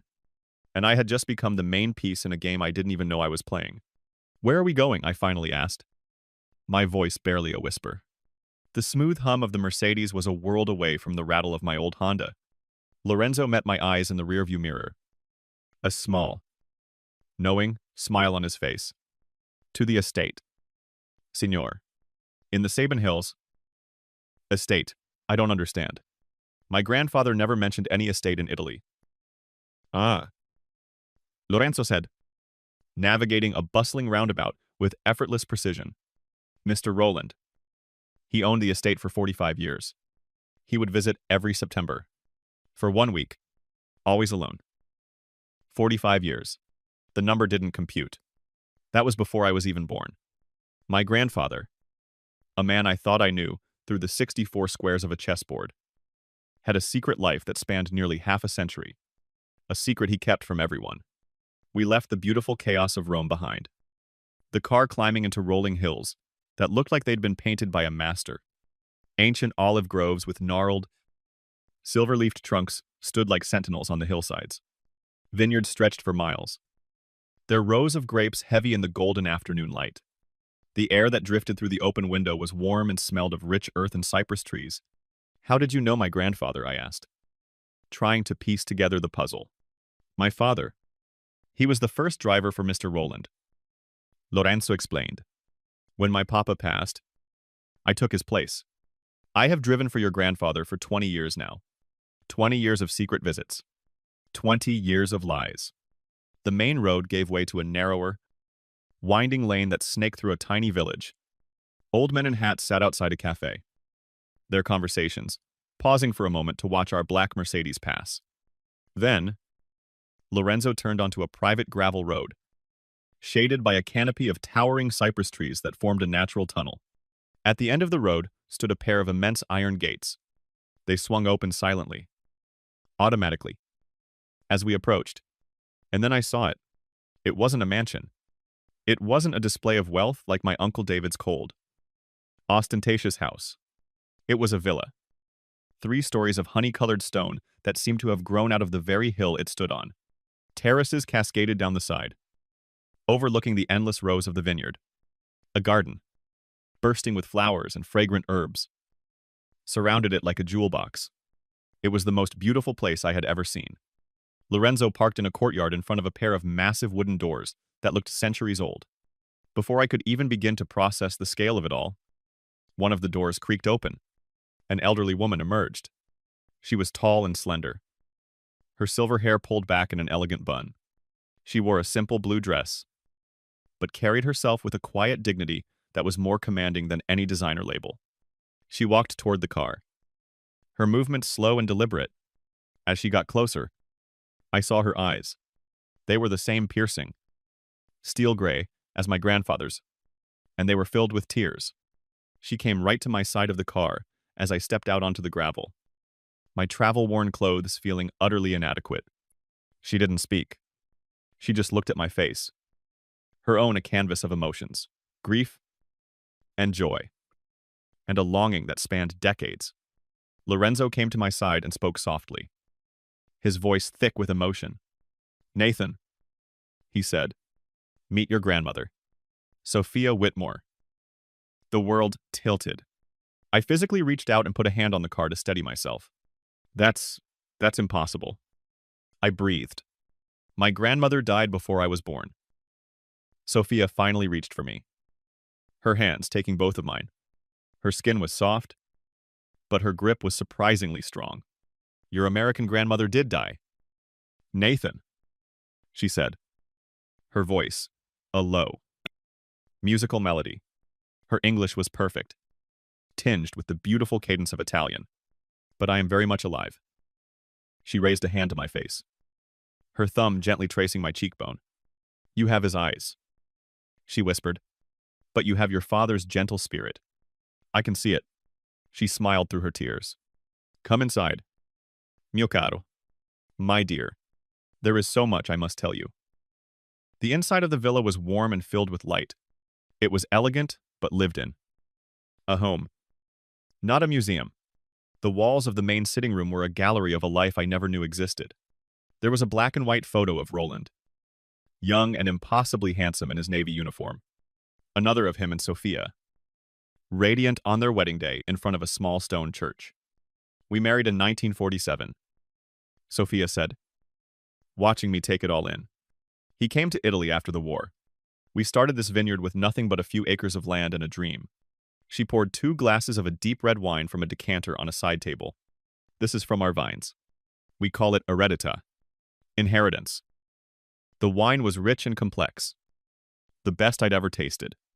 "He had a family here," I said, the statement sounding hollow and obvious. "More than a life," she corrected gently. "He had me. And our son, Augusto." "Your uncle?" My head was spinning. "An uncle he left you." A shadow of old pain crossed her face. "The Korean War began. He felt it was his duty. He was meant to be gone for 6 months." She sighed. "But he met your other grandmother in America. She became pregnant with your Uncle David. Roland? He was an honorable man in his own way. He could not bring himself to abandon either family. So, he chose to live two truths. He kept us a secret to protect his new family, and he kept them a secret from us to protect our peace. The lie was so vast, so complete, it was hard to comprehend. He had an entire other family, a whole nother life. My whole life had been shaped by a story that was only half true. Sophia walked to an old, ornate desk and retrieved a thick leather folder. She placed it in my hands. He could not choose in life, she said, her voice soft but firm. So he chose in death. Whitmore Vineyards International. $47 million in assets. No debt. It's all yours. Nathan. He was very specific. The leather folder felt impossibly heavy in my hands, as if it contained the weight of two separate lives. $47 million. The number was abstract, meaningless. My mind was still stuck on the impossible truth Sophia had just revealed. A grandmother. An uncle. A family I never knew existed. Sophia must have seen the shock on my face. She gently guided me to a plush armchair near a window overlooking the vineyard. There is more, she said softly. Something Roland recorded for you. He wanted you to see it here. In our home. She opened an old, surprisingly well-kept laptop on the desk, her elegant fingers moving across the keyboard. She clicked on a single video file, and then turned the screen to face me. My grandfather's face filled the display. He looked older, more tired than I'd ever seen him. But his eyes were clear and sharp. He was in his study in America, the familiar oak-paneled walls behind him. For the first time I could ever remember, he looked completely at peace. Nathan. His voice crackled through the small speakers, a sound both familiar and distant. If you're watching this, then you trusted me enough to get on that plane. Good. You always were the only one who understood that some things matter more than money. He leaned forward slightly, as if sharing a secret across time and space. Your cousins got what they always wanted from me. Nathan. The appearance of success, but appearances can be deceiving. Whitmore Shipping has been hemorrhaging money for 3 years. I've hidden it in the books, propping it up with my own funds. But the truth is, Preston's about to inherit a disaster. I gripped the arms of the chair, my knuckles turning white. The penthouse in Manhattan, he continued, a grim smile playing on his lips. It has 3 mortgages. Mallory will be lucky if she can sell it for enough to cover the debt. The yacht is leased. A new one every year to keep up the charade. And the Hampton estate, the bank owns 70% of it. I gave them exactly what they showed me. They valued hollow prizes that look golden from the outside. The laughter from the country club echoed in my mind. But this time it sounded different. Not triumphant, but disparity. Pathetic. But you. Nathan. My grandfather's gaze seemed to pierce right through the screen. Right into me. You visited me every Sunday. Just to play chess. You never once asked for anything. You never angled for position. You chose teaching over money because you wanted purpose. His voice softened. So now, I'm giving you what you never asked for. Truth. Family. And yes, wealth that is actually real. This vineyard. He gestured as if he could see it. Produces 2 million bottles of wine a year. Sold in 34 countries. The villa has been in Sophia's family for 300 years. Your uncle Augusto has been running the operations, waiting for the day he could finally meet you. Your cousins here, Marco and Elena. They are good people, raised with their hands in the dirt. Nothing like Preston and Mallory. He looked down for a moment, gathering his thoughts. This is your real inheritance. Nathan, a family that values work, land that produces something real, and a legacy built on truth, not lies. He paused, and that familiar, sharp look returned to his eyes. The look he got right before a checkmate. Oh. And Nathan, your next move is yours to make. But here's my advice. Preston is going to call you within a month, begging for help. When he does, be kinder to him than he was to you. That's what makes you better. He smiled. A full, genuine smile. Checkmate. My boy. The The screen went dark. The room was silent, save for the distant sound of birds in the vineyard. I sat there, stunned. The entire narrative of my life, rewritten in the span of a 5-minute video. I wasn't the forgotten one. I was the chosen one. I wasn't the failure. They were the years of feeling inadequate, of being the family disappointment. It all evaporated in that moment, replaced by a profound, earth-shattering sense of vindication. He saw me, all along. He saw me. Sophia placed a gentle hand on my shoulder. He talked about you constantly, she said, her voice thick with emotion. Every September, he would bring new stories. Nathan won a chess tournament. Nathan is teaching his students about the Roman Republic. He was so proud of you. Mio caro, the teacher, the one who chose meaning over money. I looked from the dark screen to the heavy folder in my lap, and finally, I understood the game. My grandfather hadn't just left me a vineyard. He had left me justice. He had left me a truth so powerful, it had shattered a lifetime of lies. He hadn't just sacrificed his queen to win the game. He had sacrificed his entire American kingdom. And he had trusted me, the overlooked pawn, to make the final move. The 3 weeks that followed were like learning to breathe in a new atmosphere. The shock of the revelations slowly gave way to a quiet, profound sense of belonging. I spent my days not in boardrooms, but in the sun-drenched fields of the vineyard with my Uncle Augusto. He had my father's kind eyes and a gentle strength that made my chest ache with a sense of what could have been. He didn't teach me about profit margins or market share. He taught me about the soil, showing me how to read its health by its color and texture. He taught me about the vines, each one a living history tended by generations. The land does not care about your quarterly reports. Nathan, he told me one afternoon, his hands covered in rich, dark earth. It only cares about respect. You give it your attention, your work, and in return, it gives you everything. It was a philosophy so fundamentally different from the one I'd grown up with, where success was measured by what you could take, not what you could nurture. My Italian cousins, Marco and Elena, welcomed me, not as a stranger or a new boss, but as a long-lost brother. They were nothing like Preston and Mallory. They had a quiet confidence that came from competence, not arrogance. They shared stories of the grandfather I never knew. He was different here. Elena told me one evening, as we walked through the rows of vines, the setting sun turning the hills to gold. He was lighter. He would work in the fields with a gusto, his hands in the dirt. He would laugh, a real laugh, from the belly, not the sharp, calculated sound he made in America. With every story, every shared meal under the stars, on the villa's terrace, the anger I had carried for so long began to dissolve. It was replaced by something I didn't expect: pity. I saw Preston and Mallory not as conquerors who had taken my share, but as prisoners. They were trapped in a game they didn't even know they were playing, chasing a prize that was already rotten from the inside. Standing there, watching the sunset over the vines, I finally understood the fundamental conflict that had defined my life. In society, there are 2 currencies of success. The first is economic capital, money, titles, the things you can count and measure. The second is impact capital, influence, changing perceptions, creating value for a community. The struggle of those who go their own way is often a battle to force others to recognize that their currency has value. 2.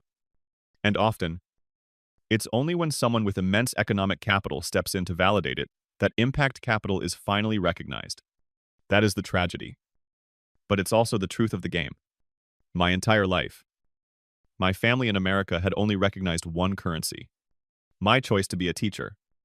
To create impact capital by shaping young minds was worthless in their economy. But my grandfather, in his final, masterful move, had used his vast economic capital to place an undeniable value on my choices. He hadn't just given me money.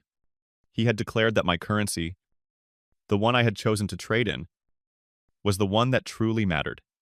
That evening, we all gathered for dinner on the main terrace.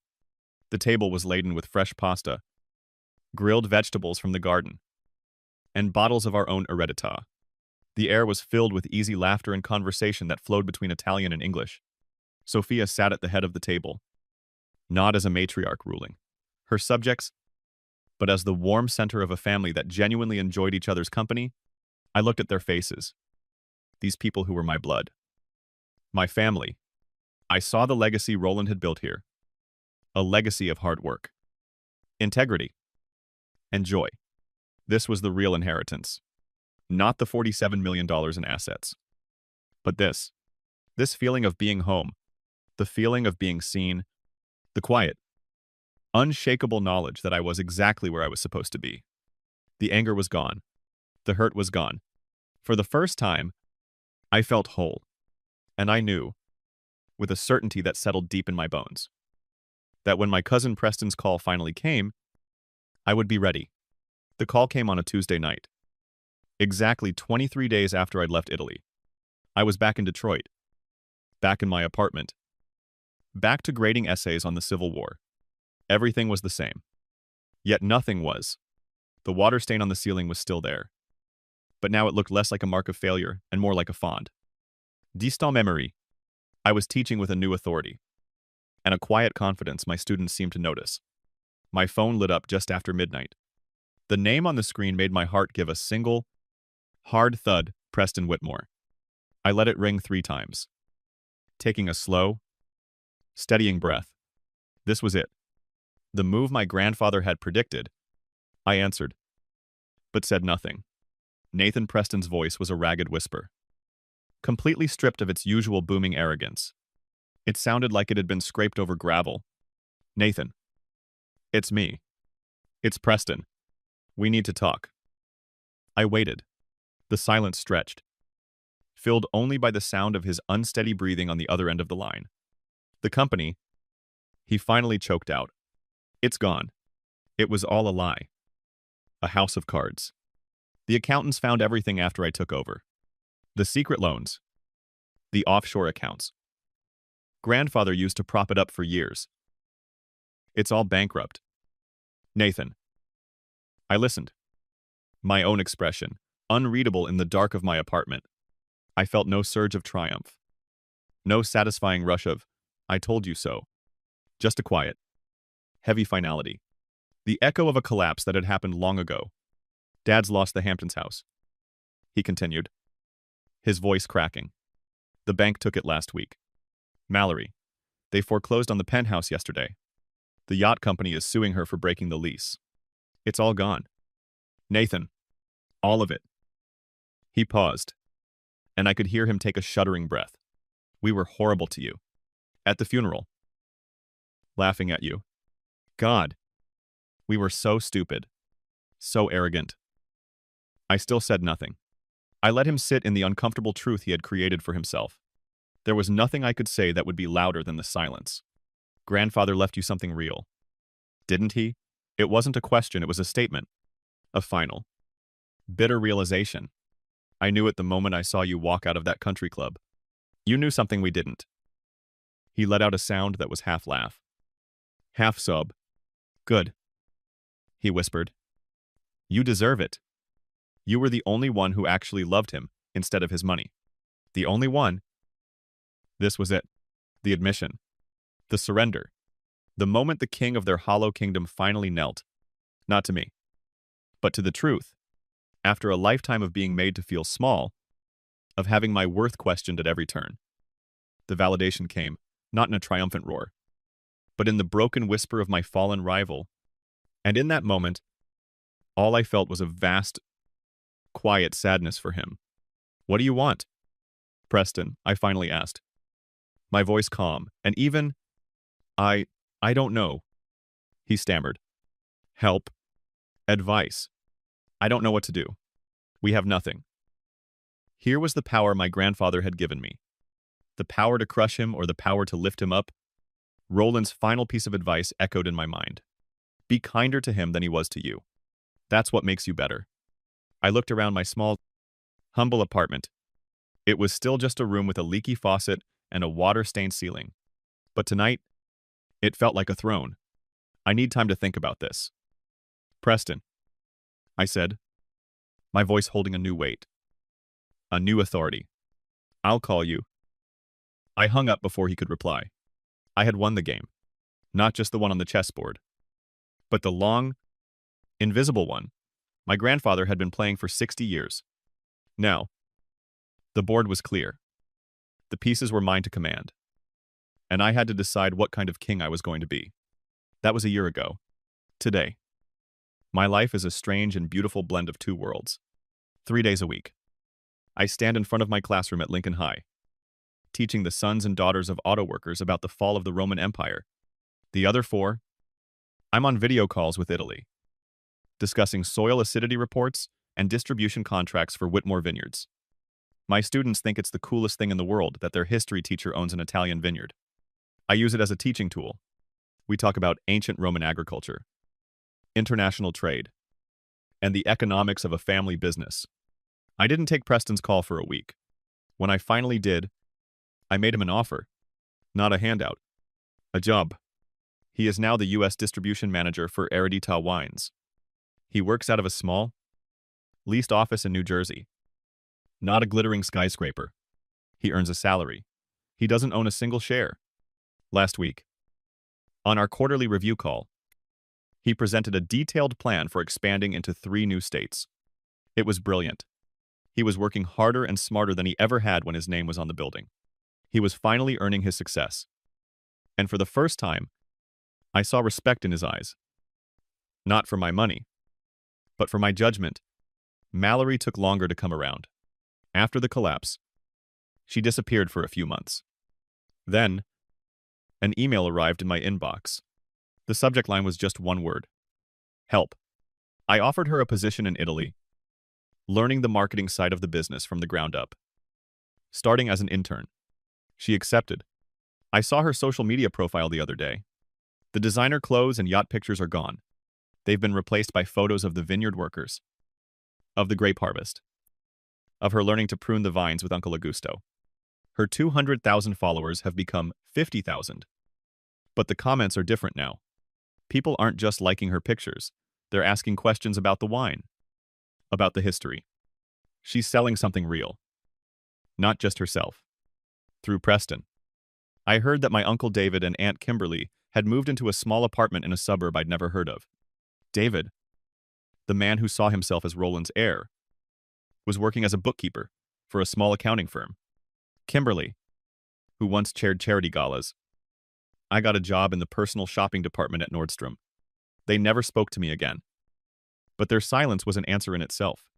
They had been given a life without the cushion of unearned wealth, and were forced to finally rely on each other. My mother, Grace, is the happiest I've ever seen her. I bought a small property in California, overlooking the ocean, and she lives in the guest house. She retired from nursing and spends her days painting, filling canvases with the vibrant colors of the Pacific sunset. She's finally living a life for herself, free from the shadows of the Whitmore name. And me? I am still just Nathan, a teacher who happens to own a vineyard. Last week, I was in my classroom after school, playing a game of chess with Jasmine, my brightest student. She's the captain of the chess club. I started with a grant from my new foundation. She was in a tough position, her queen under attack. She thought for a long time, then made a move I didn't expect. She sacrificed her rook to save her queen. But in doing so, she opened a path for her pawn. 3 moves later, that pawn was at the other side of the board. Queen me, she said, a triumphant smile on her face. I looked at the board, then at her, and I laughed. A real laugh. From the belly. Just like Elena had described, my grandfather's, the game wasn't over, but the board had changed completely, and a whole new set of possibilities had just opened up. My grandfather's final lesson wasn't about money or power. It was about value. For years, I thought I wanted a seat at their table, that all I craved was their approval. But Roland knew better. He knew that building your own table is infinitely more satisfying than being invited to someone else's. He knew that a family isn't defined by blood, but by respect. That crumpled envelope they all laughed at, it wasn't just a plane ticket. It was an invitation to discover where I really came from, and to choose who I wanted to become. My cousins inherited a kingdom of ash because they worshipped the crown. My grandfather gave me the soil. Because he knew I understood, that's where everything of value truly grows. The real inheritance wasn't the vineyard. It was the chance to write a new story. Sometimes, the most unexpected gifts don't come in fancy boxes. They come in crumpled envelopes. Have you ever received an inheritance that wasn't about money, maybe a lesson, an opportunity, or a truth that changed the course of your life? Share your story in the comments below. If this story resonated with you, please hit that like button and subscribe for more stories about family, secrets, and the unexpected ways we find our true worth. Thank you for listening. Story 4. Hi, I'm Sarah, and today I'll read you the story of Maya. The title is, I drove 7 hours in an ice storm with Christmas gifts to surprise my family. When I walked in, I heard my brother say, if she skids off the road, at least we'll inherit everything. They laughed. I left. The next morning, 94 missed calls. Well, let's begin. My name is Maya. I'm 24, and I work as a financial analyst for a consulting firm in Chicago. It's not glamorous, but I like numbers. Numbers are fair. They add up. They don't judge. And they don't lie behind your back. After years of student loans and late nights studying, I finally bought my own 2-bedroom condo. Paid off in full last year. It was the proudest moment of my life. I wish I could say my family shared that pride. But honestly, they don't understand me.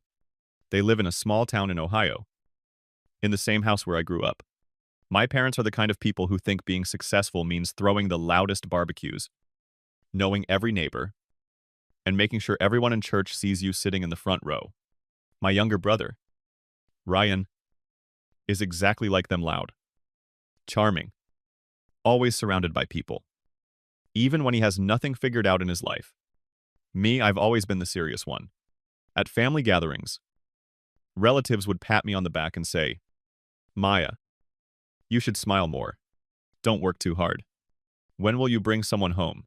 As if my happiness depended on fitting their picture of normal. Over the years, I became the provider, not because they asked nicely, but because every time I came home, there were hints. Your dad's car needs new tires. But money's tight. Ryan lost another job. Maybe you can help him out until he gets back on his feet. And I did. I sent money. Thousands. Actually, month after month. Quietly covering bills so they wouldn't lose the house. So Ryan wouldn't get evicted. I kept telling myself, that's what family does. You give. And one day, they'll appreciate it. But the appreciation never came. Just expectation. Last December, something shifted. I'd been sending packages for years, gifts wrapped by courier, delivered right on time. Mom loved bragging about them. Maya sent me this cream from Sephora, $200 a bottle. Dad would show off the power tools I ordered from Home Depot. Ryan would post his designer sneakers on Instagram with no mention of who bought them. I was the invisible hand funding their holidays. Present, but never present. So I made a decision. This year, I told myself, I'll go in person. I missed the smell of pine needles, the way snow looked on our old porch, the sound of carols on Mom's outdated stereo. Maybe, I thought, if I actually showed up, we could reconnect. Maybe they'd see me as more than a bank account. When I called to announce my plan, Mom hesitated. Are you sure? Sweetheart, you know how crowded it gets. Your brother has friends coming over. The neighbors will probably drop in. It might be too much for you. Her voice was polite, but I could hear at the edge. Like my visit was an inconvenience. But I smiled and said, I'll be there Christmas Eve morning. Silence. Then, all right? Honey, we'll make room. The week before Christmas, a brutal ice storm rolled in across the Midwest. Roads shut down. Flights canceled. News anchors begging people to stay home. My coworkers laughed when I told them I still plan to drive. 7 hours in that weather, you're insane. One said. But I had already packed the car gift bags stacked in the back seat. An extra quilt folded in case I got stranded. 2 thermoses of coffee up front. I told myself it would be worth it. The look on their faces when I walked in with all the presents. The hugs. The surprise. Maybe we'd sit around the fire. Just us. Before the chaos of the big party. For once, I wanted to feel like part of the family again. So, at 4 in the morning, on December 23rd, I set out. The drive was a nightmare. Ice glazed the interstate, and trucks skidded sideways. My hands clenched the steering wheel until they hurt. At gas stations, clerks gave me pitying looks like I was out of my mind. I kept thinking, turn back. Just turn back. But I didn't. 7 hours later, exhausted but alive, I pulled into my parents' driveway. Snow crunched under the tires. The porch light was on. A plastic wreath hanging crooked on the door. I felt this childlike thrill. I made it. I'm home. I carried the first few gift bags up the steps. My key, yes. I still had it slid into the lock. The door creaked open, and warmth spilled out. I set the bags down quietly, grinning to myself, ready to burst into the living room. With my surprise, that's when I froze. I heard voices, clear as day. My parents and Ryan, talking, laughing. At first, it was harmless. Mom mentioning, I might show up tomorrow. Dad chuckling about how I'd probably overpack gifts again. I smiled. It sounded normal. But then Ryan's voice cut through. Honestly, if Maya's dumb enough to drive in this storm, maybe she won't make it. Imagine that. The condo. The savings split between us. Finally, some good luck. Laughter followed. Not awkward laughter. Genuine. My chest tightened. My breath caught. I waited for Mom to scold him. For Dad to say, that's not funny. Don't joke like that. Instead, Mom snorted. Well, at least then we wouldn't have to pretend her little checks are such a big help. She thinks 1,000 here. 1,000? That makes her a hero. Dad added. She acts like she's better than us, with her fancy job. If she shows up tomorrow, she'll ruin the party with that sour face. Honestly, it'd be easier if she stayed gone. They laughed again. I stood there in the hallway, shaking, the gift bag sliding from my hand. In that moment, something inside me cracked. I didn't cry. I picked up the fallen ribbon, set it on top of the gift bag, and backed out the way I came. The door eased shut with a soft click. The porch looked the same as always, plastic wreath, chipped paint, a welcome mat that never meant it. The inflatable snowman in the yard leaned like it had given up. I knew the feeling. I walked to my car. The cold bit through my coat, but my chest felt hotter than the air could touch. I slid behind the wheel, started the engine, and sat there with my hand still on the door like I was holding it closed on a room full of ghosts. Then I pulled away. The tires hissed over packed snow. My parents' house shrank in the rear view. Warm windows, staring at me like unblinking eyes. I merged onto the main road. Slow and careful. The storm hadn't let up. The sky was a smear. My wipers worked like they were late for something. I should have been shaking. Instead, I felt calm. Not the soft kind. The crash site kind. Half a mile down. The first call buzzed. Mom. Then Dad. Then Ryan. One after another. I hit silence and let the phone face down on the passenger seat. If I listened, I'd hear them pretend. If I talked, I'd give them something to use later. I drove. I stopped at a rest area where a single vending machine blinked like it was lost. I took sips of lukewarm coffee from my thermos and stared at the snow frosting the windshield coils. My breath clouded the glass. I wrote my name in it with a fingertip and watched it disappear. A thought slid in. Simple and hard. They said the quiet part out loud. I could argue with 10,000 little moments tone. Looks. Jokes. I couldn't argue with what I'd heard. I didn't need a second opinion. I needed a decision. Back on the road. I turned the radio off and talked to myself like I was a client. Problem chronic. Boundary violations with financial dependency.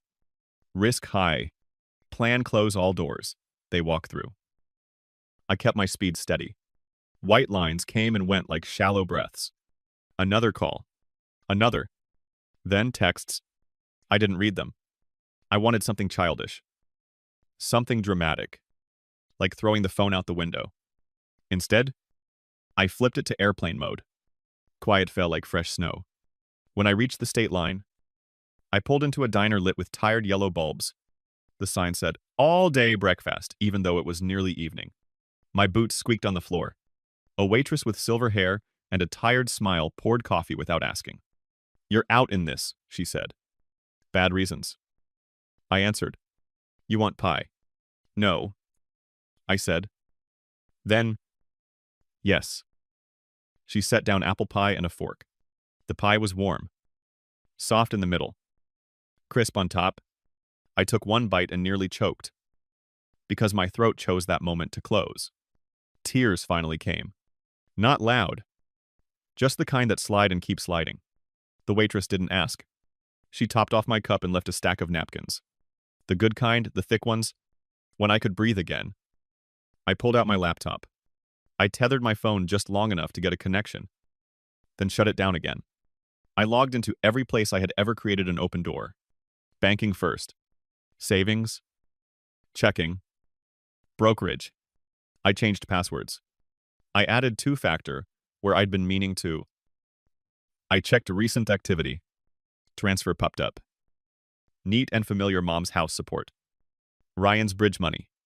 I had labeled them like they were noble things. House support. Bridge money. I stared at the names and felt foolish. I renamed them as I canceled them. Mortgage I never lived in. Grown man's rent. I paused at my recurring payments list. I had set them up on autopilot because I trusted myself to forget. I hit cancel on each one. The screen asked, "Are you sure?" Like it was trying to be my conscience. I clicked yes. Then I took screenshots and saved them in a new folder, Winter Cleanup. Next, shared logins. Over the years, I'd bought streaming services for the house. It wouldn't bankrupt me. But it was a thing. I reset every account. I kicked out all devices. It was petty, and it wasn't. It was mine. Finally, credit. I visited the 3 big bureaus. I pulled my reports because something in me whispered, "Remember this detail." Pages rolled by. My cards, my mortgage, my car. Then a line that didn't belong a department store card in a town I'd never visited. Opened last spring, limit low. But still, a few purchases. Children's clothes, electronics, beauty products. My stomach dropped. It wasn't the amount. It was the access. Another line. A furniture store. The address on file my parents' street. Not their house number. A basement apartment down the block. Ryan's friend. Probably. Signature MP. Not my signature. Not even my initials. But close enough for someone who knew a cashier. I felt cold again. I downloaded the reports. I highlighted. I put them in the same folder. Winter cleanup grew like a snowdrift. I left the diner after tipping more than the pie cost and got back on the road. Lights blurred. I counted mile markers like prayers. When I finally pulled into my building's garage, my hands were sore from holding on. Upstairs, I dropped my bags, plugged in my laptop, and did one last thing. I wrote a short email to myself with the subject line, "This is why." I typed everything I remembered. Who said what? The tone. The laughter. The pauses. The exact words that flipped the switch. Memory is slippery when people start telling you your eyes lied. I wanted proof against future fog. I slept for 4 hours. Woke up before dawn. And kept going. I brewed coffee and opened spreadsheets. Yes. I made a spreadsheet of my own life. I listed every dollar I had sent in the past 4 years. Date. Amount. Recipient. Memo line. I dug through old emails for thanks. Maya notes that never said thanks. I added those to a tab called Context. I wasn't making a case to a judge. I was making a case to myself. At 8, I allowed my phone to re-enter the world. It lit up like a fire. 94 missed calls. The text scrolled until the screen ran out of patience. Where are you? Are you okay? We saw the bags on the floor. Why did you run? Then the shift. Don't be dramatic. Answer your mother. Ryan feels terrible. It was a joke. Then the knife with a pleading edge, Maya. The house payment is due in 5 days. You can't do this now. I stared. I felt my face smooth into something unreadable. I typed a single message to the family group thread. I heard everything. I'm done funding people who hope I disappear.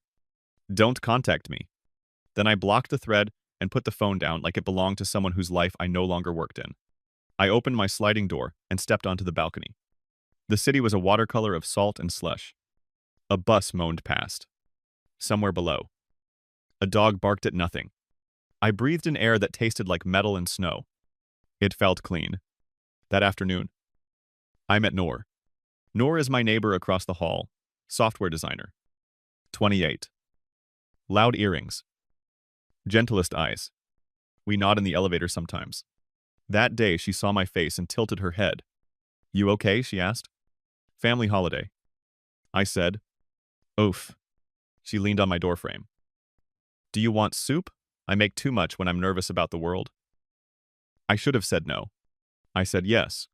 She handed me a jar so hot it warmed my palms through the glass. I have cinnamon rolls too, she added, like that was a normal sentence to say to a near stranger. In my kitchen. I told her the polite version. Not the storm. Not the words. Not the laughter. Just the outline. She didn't try to fix it. She didn't say, you only get one mother. She said, that sounds like a lot. And? You're not crazy. And? Do you want me to sit here while you go through whatever you need to go through? That last part mattered. She didn't want the story. She offered presents. I nodded.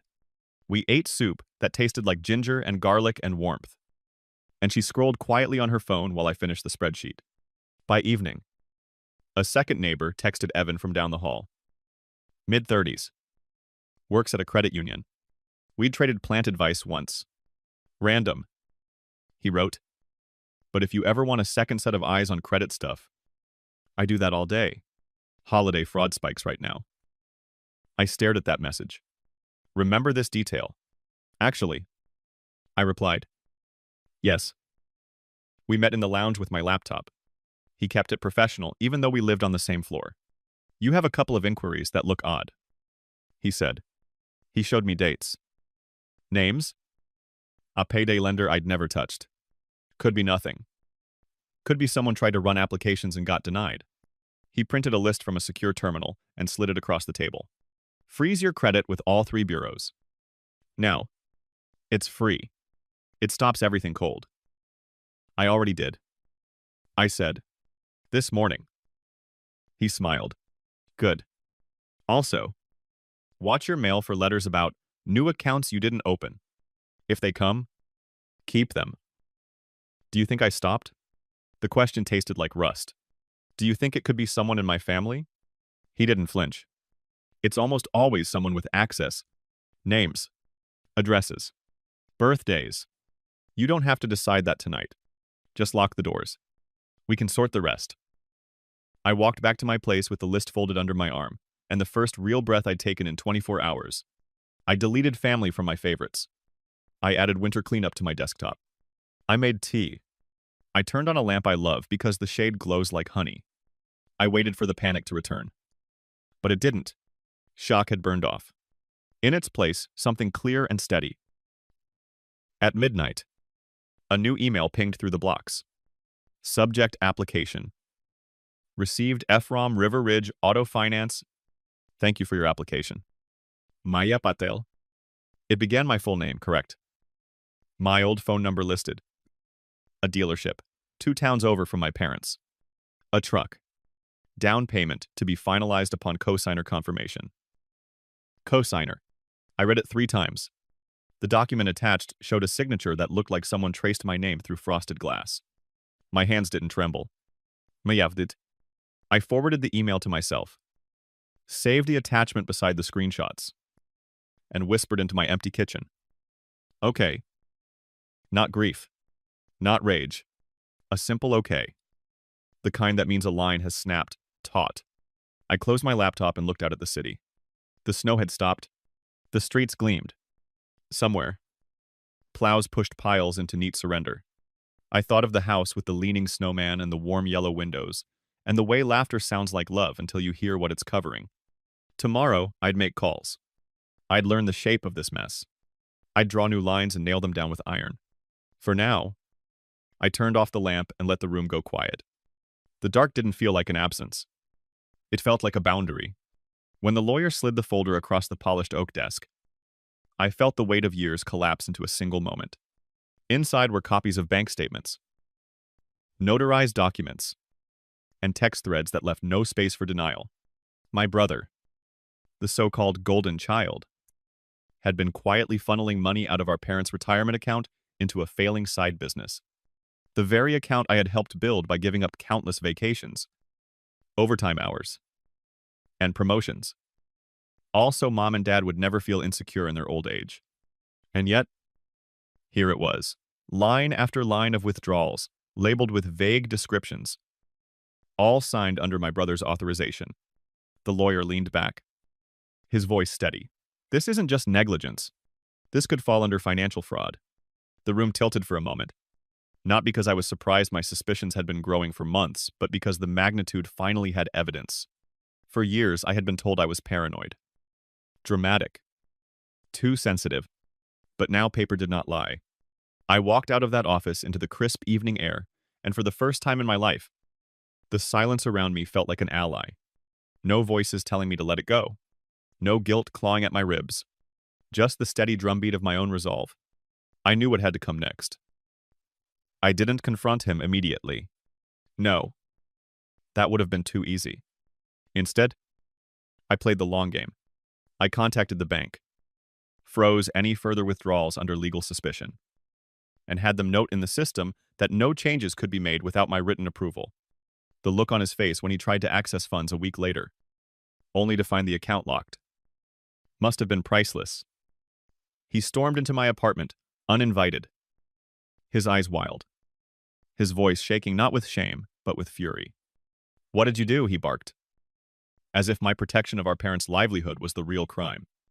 I didn't flinch. I simply held up one of the documents and said, "This isn't about what I did. It's about what you've been doing." He snatched the paper, scanning it, and then tossed it back onto my table with a sneer. "You don't understand. I was going to pay it back. This is temporary." The same tired excuse I'd heard since childhood, dressed up now in adult desperation.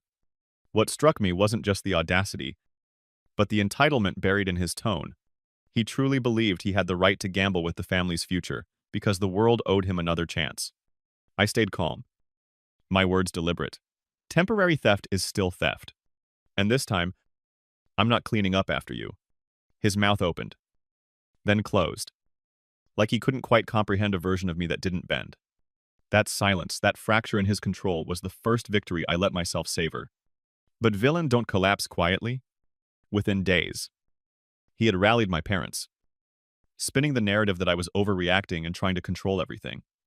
Mom called me late one night, her voice trembling between anger and pleading. "He's your brother. Family forgives. He just needs support." I clenched my jaw so hard I tasted blood. The same script, word for word, that had been used every time he failed. I replied softly but firmly.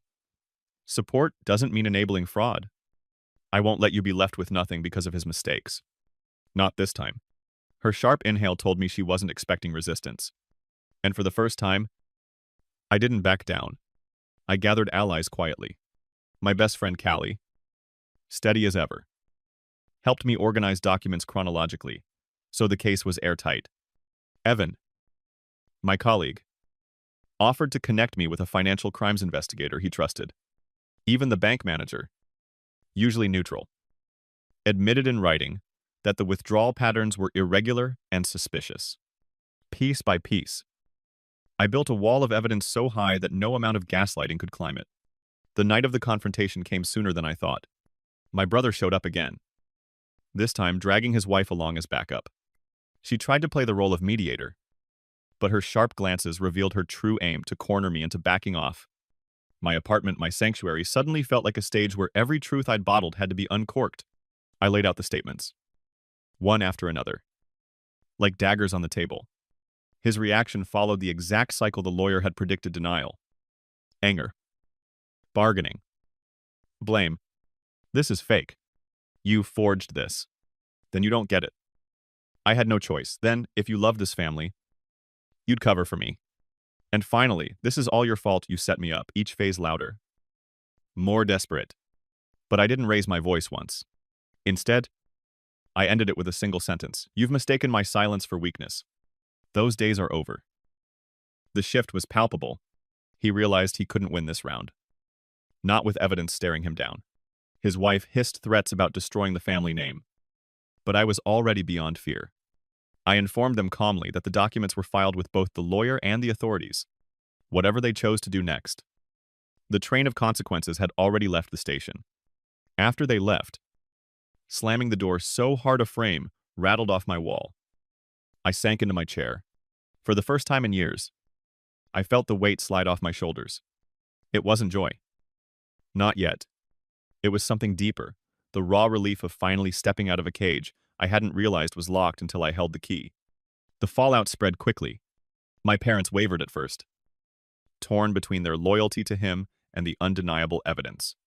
But as the investigation deepened and letters arrived from financial authorities, even they could no longer pretend. The community began to whisper, then talk openly. His once polished image cracked, exposing the selfishness that had always lurked beneath. And me, I stopped hiding. I stopped apologizing for protecting myself, for refusing to be the scapegoat one moment longer. But this wasn't the end. No. It was the turning point. Because justice wasn't just about freezing accounts or gathering evidence. It was about reclaiming every piece of myself they had tried to bury. And I wasn't done yet. The investigation moved faster than I expected. Within 2 weeks, a stern-looking man in a gray suit showed up at my workplace asking for me. He introduced himself as a financial crimes investigator and said he wanted to clarify a few details about the withdrawals. My stomach tightened. Not out of fear, but out of anticipation. Finally, someone outside the family was looking at the truth, without filters, without excuses. I showed him the statements I'd collected. The emails where my brother had practically admitted borrowing funds. Even the screenshots of his text messages, bragging about a new business venture no one else had seen. The investigator didn't smile or comment much, he just took careful notes. Then nodded once before leaving. That small nod felt like the first real validation I'd had in years. But if I thought exposure would bring my family closer to reality, I was wrong. My phone lit up night after night with calls from relatives I hadn't spoken to in months. My Aunt Marjorie accused me of tearing the family apart. My cousin sent a voice message saying I was being heartless because blood is blood. They weren't calling to ask about the truth. They were calling to convince me to stay silent. It was surreal, like everyone had rehearsed the same lines. Meanwhile, the only silence came from my brother. He didn't call. He didn't text. He didn't show up at my door again. That silence was louder than all the phone calls combined. It meant he was scared. The first hearing was set in February. I walked into that courthouse with Callie at my side, her steady presence reminding me that I wasn't walking this path alone. My parents sat 2 rows behind my brother, their faces pale but their eyes resolute. They still hadn't forgiven me. But I could see in their expressions that reality had begun to sink in. My brother looked smaller than I'd ever seen him. Gone was the smug smile, the air of untouchable confidence. His lawyer tried to argue that these were family matters, that the withdrawals had been consensual, that I was exaggerating for personal gain. But then my lawyer, sharp, precise, and unflinching, laid out the evidence in sequence. Line after line, transfer after transfer. The pattern undeniable. When the judge leaned back in his chair and raised an eyebrow, I knew the tide had shifted. Still, winning in court didn't erase the emotional battlefield outside it. Mom showed up at my apartment after the hearing, her hands shaking as she clutched a bag of homemade food. She looked older than she had a year ago. Please, she whispered, don't push this too far. He's still your brother. We can survive this if you just let it go. I stared at her, my heart aching but my resolve unbroken. Do you hear yourself? Survive this, Mom? He stole your survival. He would have left you with nothing. And you still want me to let it go? Her eyes filled with tears. She didn't answer. She just set the bag of food on my counter and walked out. I didn't stop her. Some silences you have to let be. The weeks that followed were both brutal and liberating. On one hand, the gossip in our hometown spread like wildfire. Old neighbors who once praised my brother now whispered about him in grocery store aisles. On the other hand, I started to feel a strange kind of freedom. The secret I had carried alone for so long was no longer mine to hide. People knew. People talked. And the truth, ugly as it was, belonged to everyone now. Not just me. But justice wasn't just about punishment. It was about clarity. One night, Callie asked me what I really wanted from all this. Do you want him in jail? Do you want your parents to finally admit you were right? Or do you just want peace? Her question haunted me for days. Because the truth was, I didn't want revenge in the traditional sense. I didn't want to see him locked away forever or stripped of everything. What I needed was acknowledgement. I wanted him, and my family, to admit the years of manipulation and betrayal. Without that, punishment felt hollow. Then something unexpected happened. My brother's wife, who had stood by him so fiercely before, showed up at my workplace one afternoon. She looked exhausted, like someone who hadn't slept in weeks. Her voice was quiet, almost broken. I didn't know the extent of it. He lied to me too. I thought you should know. She handed me a small envelope. Inside were receipts, handwritten notes, and even a confession scribbled in his handwriting where he admitted taking the funds, planning to replace them, and blaming me if anyone asked. My hands trembled as I read. This was the final nail. She looked at me with hollow eyes and said, "Do what you have to do. I can't protect him anymore." Then she walked away, leaving me speechless. The second hearing was shorter. With the new evidence, his lawyer had little ground to stand on. The judge ordered restitution, froze his assets, and handed down a suspended sentence with mandatory supervision. It wasn't prison, but it was accountability. And it was public. My brother's reputation, his precious shield, was shattered. For once, people saw him not as the charming prodigal son, but as what he truly was: reckless, selfish, and destructive. 3 months taught my life. A new rhythm: windows open, coffee in a quiet kitchen, the plant catching the first light. No surprise knocks. No keys turning in my lock. No phone buzzing with other people's emergencies. Work shifted too. Jonas put me on a product that mattered: simplifying prescription refills for seniors. Evan drew tiny shields on the whiteboard whenever stress spiked. Mira led a brown bag on boundaries and said, "Clarity is kindness to yourself," and looked at me. I still took notes because writing steadies me. The legal clinic checked in once. No violations. The paper held HR's trespass notice stayed in a folder I never needed. Ruth taped a second sign by the elevator: "Quiet lives here," and handed me a spare mailbox key just in case. I didn't lose mine. Being trusted felt new.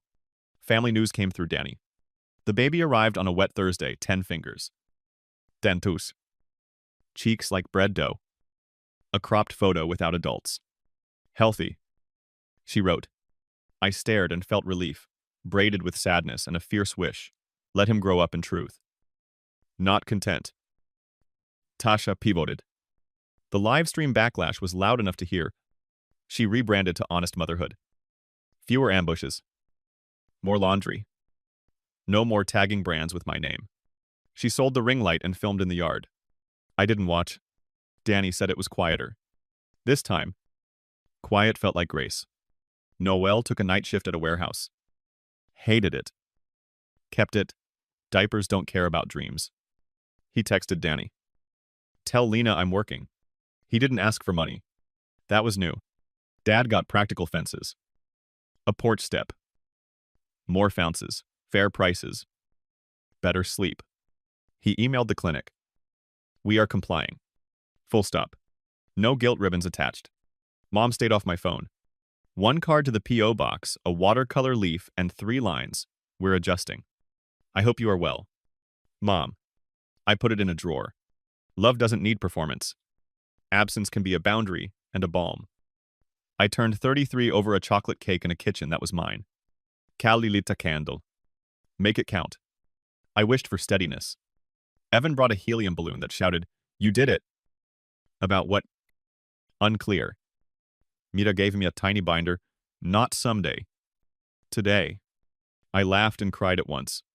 Then the binder went to work. Pre-approval landed.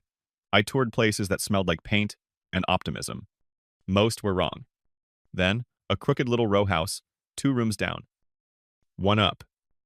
A pocket garden with stubborn herbs. Sunlight pooling like it belonged. Ruth said, "Go again at dusk. Light tells the truth." It did. I offered under asking. They countered. I accepted. The contract used hereby twice. I signed without shaking. The someday folder became today. Closing day smelled like rain. I signed a stack that could stun a horse. The escrow officer slid over a small plain key. Heavy with one word, mine. The house answered with echo. It didn't scare me. Echoes mean room to fill. I told no one online. I texted the 8 who earned the quiet message months ago. Pizza on the floor Saturday. They came with folding chairs and soft laughter. Evan stuck a tiny shield sticker on my fuse box. Callie snapped a photo. Me. Key in hand. Hair a mess. Happiness that didn't need witnesses. 2 weeks later. Bag of lemons in hand. I saw Noel by a tree on my block with a stroller. He looked startled. Like he'd wandered into my peace. I can keep walking. I said, "No. It's okay." We stood there. The baby slept. Fist tucked under cheek. Noel's voice was rusty. He'd been promoted forklift certified. Better pay. He apologized for a list I knew by heart, the money. The binder. The listing. The texts. The steam-shot cinnamon rolls. I didn't rush to rescue it. "Thank you." I said, "Keep the job. Grow up for him." He promised no cameras without consent. "Do you want to hold him?" The old script crawled up my spine. "Be the aunt. Fix it." I took a breath and chose new lines. "Not today. I'll send a book." He nodded like a man who'd finally met a boundary. He glanced at my lemons. "Pasta. Some things don't change." "Pasta," I said, and stepped to my door. "Goodbye, Noel." Inside, the house hummed. I opened a window. A 20-year-old love song drifted in and had aged well. A month later, I hosted a small housewarming. No posts. No photos for ghosts. Painter's tape name tags. Father Ken brought basil and a short blessing about doors. Not debt. We toasted with sparkling water. To paper that holds, I said. To work that matters. To people who knock. To rooms we fill on purpose. Mira added. To saying no without a footnote. We added it and laughed. I framed the old note from my previous place. Good luck, and hung it by the door. Spell broken. Wish returned to sender. People ask if I forgave my parents. Forgiveness. For me. Is quiet and unclenching. Not a reunion. I don't wield the story like a weapon, or pass it around for likes. I keep it in a drawer and take the lesson. Not the weight. Do I miss them? I miss the version of us that never existed. I don't miss being the net. My life isn't a movie. It's a Tuesday where I forget to water the basil. A Thursday where my team ships something good. A Sunday coffee on the stoop while a neighbor's kid wobbles by on a scooter. Ordinary is my victory lap. If you were me, steady job. Family chaos. Put your name in someone else's plans. Where would you draw the line? When does help become harm? What boundary do you wish you'd set sooner? Tell me in the comments. Not for drama. For practice. For the next time you carry your own key and say,